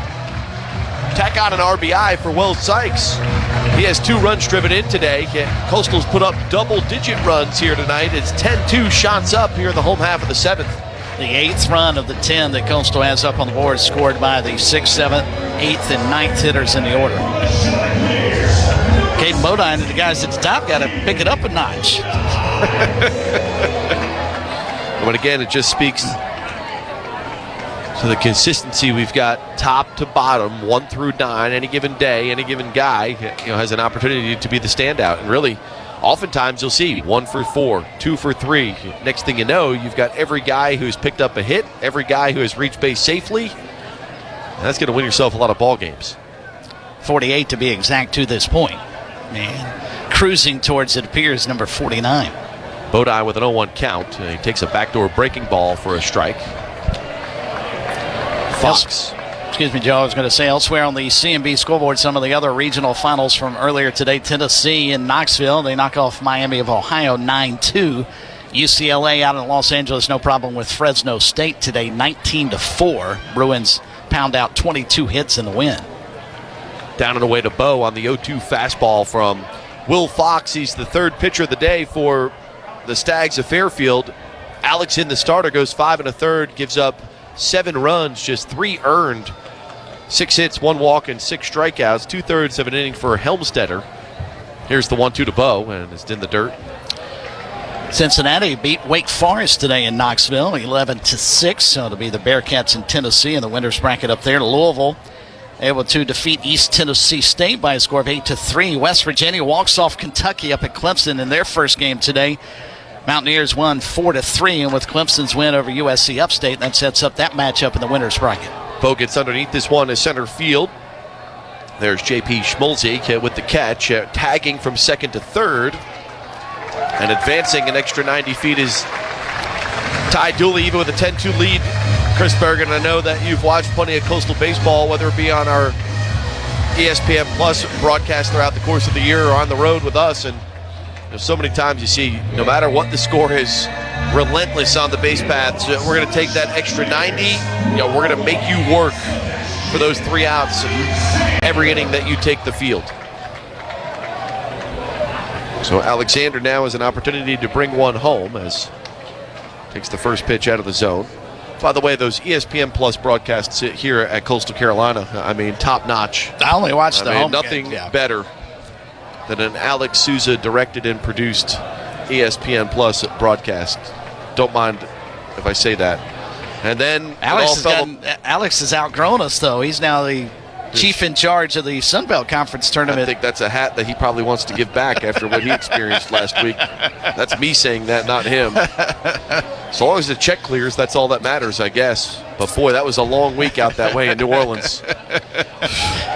Knowing Souza and he's like Coach Schnull. Everything has to be perfect. And we jump on the air, they just throw us on, and we'll figure it out. I mean, they are tight, and they're ready to be locked in. And man, that first ball that went towards right field and the camera went to left field, I could imagine. And that was an early 9 o'clock in the morning game. On a Tuesday. Souza's just, I could just hear the palm and the smack of his forehead saying, oh man, this is going to be a long day. Long week. 3-1 Seabass is a strike on the outside corner. That dude, he holds his volunteers to a standard that is matched nowhere else across our conference for sure. And the buy-in that the interns and the students have, obviously. The 3-2. Did he go around? We'll check. Yes, he did, says the first base umpire, Alex Ortiz. It's pretty quick with that hammer. I think he wants to get out of here at 1 o'clock in the morning. I mean, the bar's closed at the beach in an hour. Maybe he can get there for last call. We'll see. Bottom half of the 7th in the books. Coastal puts up 2 more on their way to the winner's bracket with East Carolina waiting the wings. Oh, boy. Saturday night, better get some sleep. It's going to be a big, fun party here in Conway tomorrow night. If the score holds right now with 6 outs to go at the end of 7, 10-2, Shant's up. This is Coastal Baseball from Van Wagner. Isn't it time to relax? Let's go to Elko. Elko Spas, Billiards and Pools. Hey guys, it's Kimberly Elko with Elko Spas, Billiards and Pools. Hey, forget about it. Forget about the same old gifts for Dad. Doesn't he have enough ties, underwear, and socks? Visit Elko Spas, Billiards and Pools. We have the perfect, unique gift and gift cards. What about family gifts? Hot spring spas are ready for immediate delivery. Relax with the family and allow Dad to soak away his stress. How about a sauna, cold plunge, swim spas, above-ground pools, in-ground pools, arcade games, and show your dad some appreciation. Visit the Elko Showroom and Store on the frontage road off Palmetto Point Boulevard in Myrtle Beach. Our website is elkospas.com. Hey, find out what everyone is saying. Let's go to Elko. Isn't it time to relax? Let's go to Elko. Elko Spas, Billiards and Pools. Your home for Chanticleer Sports. Hot Talk 99.5. Another masterful performance by Cameron Flukie here tonight. In fact, did not eclipse the 100-pitch mark. 99 pitches tonight for Cameron Flukie. I'm no math major. 99 pitches, 72 for strikes. That's a fairly solid percentage in terms of strikes being thrown, and that's the reason why you can strike out 9 guys and only throw 99 pitches, because you've thrown 72 of those pitches for strikes. Yeah, really impressive stuff, and now he'll hand the ball off to Hayden Johnson, making his 20th appearance. Unbeaten on the season at 4-0 with a 3.45 ERA out of Coastal's very talented bullpen. 1 save on the year and 28 2/3 innings of work for Johnson. I mean, we're going to never let Slam and Sammy wear this down, because multiple times throughout the course of the night we said, Sam, if you find a way to get on the air, okay, we will bring you on the air without a problem. And it took Alex Souza all but 30 seconds to find a way to get on the air. He joins us here in the Carolina Trust broadcast booth, and that's because he just went in the back room, dug out a headset, and said, let's get to work, boys. Yeah, it was like the bat signal. I heard I was being talked about, so I'll join him. I mean, these young guys these days, it's like if it's not handed to you, rolled out on a red carpet, they just don't want to get in. Yeah, I just want to be like my guy, Patrick Osborne, and join Joe Katz. Put an administrator on air. Well, at least I'm in good graces here with the administrators, at least from what I know. I haven't got any emails yet, so we'll see what happens tomorrow before first pitch. Long way between now and then, thankfully. Thankfully, we're not going to be back here at 11:40 potentially. I don't envy Fairfield. Those kids are going to have a quick turnaround for sure. It does kind of stink, as well as Johnson misses up high. So it's 3-1 here to Matt Lussier. It's 7-8-9 due up for Fairfield. You play all year long, and then you get some rain and a delay, and next thing you know, you've got Florida win or die, and you got to win 4 straight games to keep your season alive. It does just amazing as you and I know, and Susan as well, I mean, just in the blink of an eye, your season can come to an end. You sit out here for 59 games, and one bad day could end your year.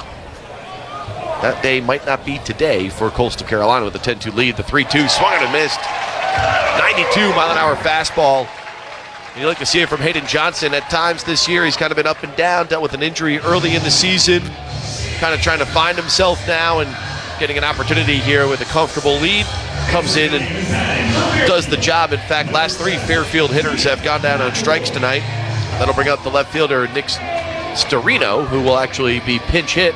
It'll be Liam McElroy, who will bat for Storino, who is 0 for 2. Storino was added to the lineup late.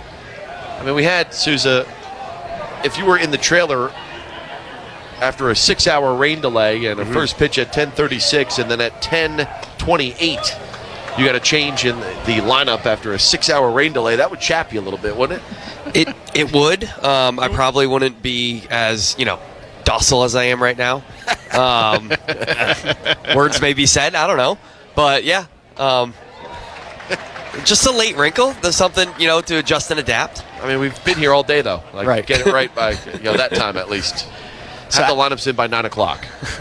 So, Alex, how much does your job change when the ESPN, the big boys, if you will, come in versus what you're able to do with the crew on the ESPN Plus broadcast? And another unbelievable play there by Blake and Pato. I mean, I think he's just lulling the baseball to sleep right there. He's saying, I could probably run and make this catch. Why not slide and make it look easy here? Terrific play tonight out there in right field. Yeah.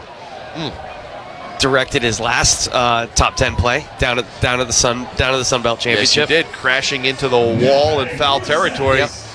I was like 3 miles away from my vantage point, and I didn't know if he caught it. I saw the sunglasses fall off, and I thought that might have been the ball. But then up down there at Riverwalk, the netting goes all the way down to the foul line, so it creates a little different dynamic. Yep. Yeah, but what I do when ESPN, a linear TV, comes in, I become the house. So whatever they need, I take care of them, make sure that they're getting on air, they're looking good. They utilize our connectivity, our fiber throughout the stadium. Take care of them, keep them from calling our tournament director, Brian Stiles. Keep him so he can run the tournament. Help make them make some decisions, and then help them with some production stuff. Send along video from our crew, from the Sun Belt, things like that. Same stuff I do for linear TV for football as well. So what is it again you do, Alex Sousa? No. Linear TV, huh? Haven't heard we would love to do linear TV. So I like to, because we work with all students. You can call that one. A little jam shot. There's not much to it there as Thorndike scoops it up and steps on the bag over there at first base. Nolan Colby retired. It's a 1-2-3 inning. In fact, after the home run by Colby to lead off the 6th, Chanticleer pitching staff has retired 9 in a row. And at the end of 7.5 innings here at Springsburg Stadium, it's Coastal 10 and Fairfield 2 on the Chanticleer Sports Network, presented by Van Wagner. From the North Star Financial Retire Right Studios, we're WRNN Saukastee, Myrtle Beach, your home for Coastal Carolina Chanticleer sports. Hey Myrtle Beach, great news! Your local destination for all your health insurance needs, South Carolina Blue, is now open and ready to serve you. Conveniently located in the plaza at Carolina Forest. Whether you're under 65 years old or over 65 or planning for retirement, their local health insurance experts can help you find a health plan to fit your needs and budget. Appointments are available and walk-ins are accepted. Visit scbluemyrtle.com or call 843-736-8811 to schedule an appointment. That's scbluemyrtle.com or 843-736-8811. Conway is Teal Nation's downtown. Before the game, swing by the Teal Nation store on Main Street and snap a photo in Teal Alley. After the Chanticleer victory, ring the bell and grab a bite at one of Conway's alumni-owned bistros. Top it off with Chauncey's favorite Teal dessert. We are Conway Downtown Alive. Proud to be a sponsor of Coastal Carolina University Athletics. Our shots are always up. Feel the Teal at conwayalive.com. Yeah, it's another day, but what kind of day is it really? A day of doom scrolling? Laundry day? Nah, it's a White Claw day. Because all that can wait. Your friends shouldn't. There are good stories to be made. So grab a pack, grab your friends. Make the most of each day with those who matter most. When you're together with White Claw, every day is a once-in-a-lifetime experience. You just gotta grab it. White Claw. Grab life by the claw. Please drink responsibly. Hard seltzer with flavors. White Claw Seltzer Works, Chicago, Illinois. Your home for Chanticleer Sports. Hot Talk 99.5. Cameron Fluke strikes out 9 over 7 innings. And the Chanticleers with a 10-2 lead, 10 runs on 10 hits. For Coastal Carolina, a couple of home runs tonight. Dooley making his return after suffering an injury to his right ankle. And it was during pregame warm-ups he did that in the series against Louisiana Monroe after the Clemson contest here when we sold out the joint and packed a school record into the ballpark. I have a feeling that school record might be in jeopardy tomorrow night. Should be. Help yourself there, Lane Harris. Be careful over there. That can get dangerous if you're not careful. That's You the guys, thing. you guys have probably mentioned it, but how about Teal Nation sticking around? It was, 10:36. It was packed and they were loud. And that's what Bergen and I noticed when we were walking downstairs to kind of get the feel down in the dugout before they announced the start time. And there was a line out the gate saying, "Hey, we want in." And I mentioned that to Coach Schnull when he announced the time as the strike to Walker Mitchell. And I said, "Coach, you might want to let everyone else know that we're not going to start for another 2 hours before everyone comes into the ballpark." And within seconds, by the way, I guess he has the bat phone. Yes. And within 2 seconds, the announcement was made to 10:36 was the start time, and everyone kind of just beelined it back to the tailgate before they made their way here to the ballpark again. I was chuckling a moment ago. Walker just looked at a 1:05 in the morning strike. He was not happy with that 0-1 pitch that was called off the plate a strike. But again, I think it's getting late for everybody now. 1:05. This crew will be back here tomorrow morning as well. So, and then you got to deal with O'Sullivan tomorrow at noontime. He was not happy today at all with Ethan Norby as quickly as he was pitching. Well, no one's real happy with that guy. I've got no love lost for him, I'll admit. 19 strikeouts against us. That'll do it just about every time. Yeah, Mitchell goes down on strikes here to begin the 8th inning against Jack Sheldon, the 4th pitcher of the night for Fairfield. Again, Alexson goes 5 1/3. And it was the defensive miscues early on, obviously, that helped Coastal build the lead. They chipped away with a couple of runs scored in the 5th and then the 6th, but then the Shans put up that big 4-run inning in the bottom of the 6th inning, and that kind of quieted down any sort of talk of a comeback here tonight. Yeah, that was huge. That was a great response. Fairfield had a little momentum, had gotten into 4-2, and then you come out, take advantage of some mistakes by the Stags, but Coastal earned a lot of those runs in both that inning and then 2 more the following inning to put it away. Blake Barthel at the plate, 1 ball and 1 strike to count. And what do you know? You look up and down the box score, and you see all but one hitter in the lineup pick up at least 1 hit tonight for Coastal Carolina. I mean, the last month of the season, that's sort of been a prerequisite for this ball club from 1 through 9. And this ball hit on the ground to the right side, and fielding it to his left is Colby. He'll flip it over to first, and 2 quick outs here in the 8th. I mean, last month of the season, seems like every box score that I would run through, 1 through 9. Look at this, here comes Dean Mijos, Coastal center fielder. Now with a broken hand, bone in his hand against James Madison. The junior out of Chester Springs, Pennsylvania, Constantine Mijos. And obviously a fan favorite, getting a standing ovation as he approaches the plate, trying to prevent the first 1-2-3 inning of the game for Coastal's offense. A little extra juice at 1:08 in the morning with seeing Dean come back and hit. He'd been pinch running down in Montgomery, but to see him back in the batter's box, that's huge for the Shans. First at bat in over a month for Dino. It was April 27th in that contest against James Madison. Squared to bunt, got hit right in the hand, and he's been out ever since. I mean, look at the numbers and how he has progressed through his last 3 years. Talk about an ultimate team guy. Comes in as a middle infielder as a freshman, realized that he might not get a bunch of playing time, could have picked up and went somewhere else. He said, Coach, no, I want to play here, and I'll play anywhere you want me to play. And 2 years now, he's been our starting center fielder and really took a step forward this year. You can tell just in his physique, his strength, his build, everything trending in the right direction, and just such an unfortunate injury for him late in the year. It's a credit to him, Joe, because we're in such a situation now where movement in college athletics is the norm, not the exception to the rule, and almost what Dean has done is the exception to the rule. You got to give him a lot of credit.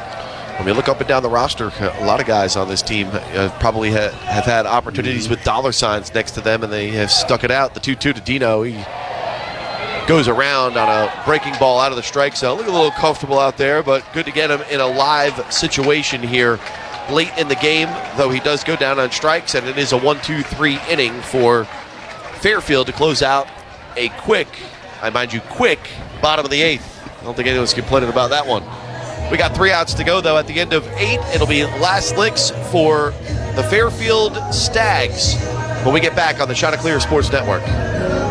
As our region's largest healthcare provider, Tidland's Health is dedicated to keeping the communities we serve healthy and active. We're a network of 4 hospitals and more than 60 care locations, stretching from Andrews to Little River. Our more than 2,500 employee, physician, and volunteer partners work side by side to transform the health of our region, promoting wellness, preventing illness, encouraging recovery, and restoring health. It's a singular commitment. It's our mission. At Tidland's Health, better health begins here. Hi, this is Chris Bergen, voice of the Chanticleers. Since January 2020, more than 1,800 suspected opioid overdoses statewide have involved fake pills or powders that can contain lethal doses of fentanyl.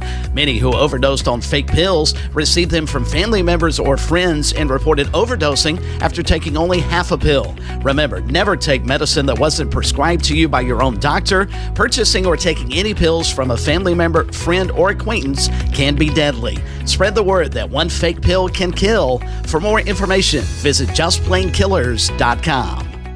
Bud Light is the proud sponsor of Coastal Carolina University Athletics. Bud Light was brewed to be a delicious and easy to drink beer, even when the little things in life are hard, like when the game is going into overtime. But you have even more time to enjoy it in a fresh Bud Light. Bud Light, easy to drink, easy to enjoy. Pick up Bud Light at your local retailer today. Enjoy responsibly. Anheuser-Busch, Bud Light Beer, St. Louis, Missouri. Your home for Chanticleer Sports. Hot Talk 99.5. We go to the 9th here at Springsbrook Stadium. A little after 1 a.m. here local time on the East Coast, and the shots will go to a freshman in right-hander Jackson Appleman, looking to close the door here on a 10-2 victory. And for App, the Edison, New Jersey native, his 3rd appearance of the year for the Coastal Carolina righty. Went 2 innings of shutout baseball at Old Dominion on the final date of the regular season. Made his first college start back on April 15th at Wake Forest, and he delivers a first pitch fastball, 91, right there in the outside corner. Where's this guy been? 91 dotted on the outside corner in a 10-2 game at 1:12 in the morning. That's what I like to see for App. The 0-1, down and away, slider, swung on and missed. Top of the order, Dean Ferrara. He's 0 for 3 with a strikeout tonight. Has grounded twice to Blake Barthel as well. It'll be an 0-2 pitch from the Coastal righty as he winds and deals the breaking ball. Swung on and missed. That's how you make easy work at the top of the order. 3 pitches, and you pick up the strikeout. 11th strikeout for Coastal pitching tonight, just to give you an idea to illustrate how dominant those guys have been. 2 runs on just 3 base hits. 11 strikeouts and 1 walk. It's going to win you a lot of baseball games. Came in 3-1 strikeout to walk ratio. That's only going to improve. Here comes Luke Nomura. And Nomura is 0 for 3, grounded to short his last time up. Here comes the pitch from App, and it's swung on and missed. Oh, man. Tied him up there. 92 on the inside corner. That was not a pretty swing there. He was fooled badly by that inner half. I want to cheer for App. He's in teal. He's a good kid. His the 0-1 is hit in the air, flare to right. Plenty of room out there for Blagan Pato. He settles under it and makes the play. 2 up and 2 down on 5 pitches. for Appleman. No, he's my guy. He went to my rival high school as a kid. Oh, really? And his dad actually coached against me in a county and a state championship. And they got the better of me twice. There's some bitterness anytime I see him. And we were jawing the other day as his high school team lost on a Grand Slam home run walk-off to lose the state championship last weekend. Oh, wow. Yeah. I said, too bad for Edison, I guess. As Bucciero swings and misses on a 92-mile-an-hour fastball over the inside corner. So App, I mean, this is a guy, I mean, I know it's a 10-2 game late with the 0-1. Slider down and away. I mean, I know we've got 13, 14 guys on the pitching staff that can go, but why not add one more, right, to the list? Sure. I mean, 2 weeks from now, if we're talking 2 weeks from now, that could prove to be a valuable asset for you. Late in a College World Series. Ball and 2 strikes the count. Fairfield down to their final strike tonight. Jackson Appleman looking to put the finishing touches on an impressive regional victory here for Coastal. Here's the 1-2. Down and away. A little extra juice that time. He overthrew that one all the way to the backstop, but with the crowd and still just a remarkable turnout for a game that started at 10:30 and is going to end closer to 1:30. Still, the fans still in this one trying to finish off this last mile. 1-2 the count to Bucciero, the number 3 hitter. 0 for 3 with a couple of strikeouts. Let's add one more to the total here tonight. The 1-2 is grounded foul. At 4 o'clock, 5 o'clock, 6 o'clock, 7 o'clock. I'm like, I don't know if we're going to get this ball game in. 8 o'clock, 9 o'clock. Like, I don't know, boys. As we talked about earlier, I think the right decision if you're Coastal now, the way this is played out, you do not want to have to play 2 games on Saturday. The 1-2 is low. A little premature on that victory early. bell ring, but that's all right. It's late.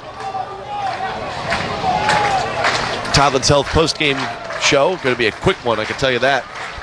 We're going to wrap this thing up and we're getting out of here. Here's the 2-2. There's a call, 3rd strike. Put this ball game in the book. Coastal Carolina has won 19 games in a row. The Chanticleers advance to the winners bracket here at the Conway NCAA Regional. Ball game over. Shots win. Shots win. Your final score, 10-2. Coastal Carolina cruises over Fairfield, and it'll be the Shots and Pirates tomorrow night in the winners bracket at 7 o'clock for an opportunity to get into our 4th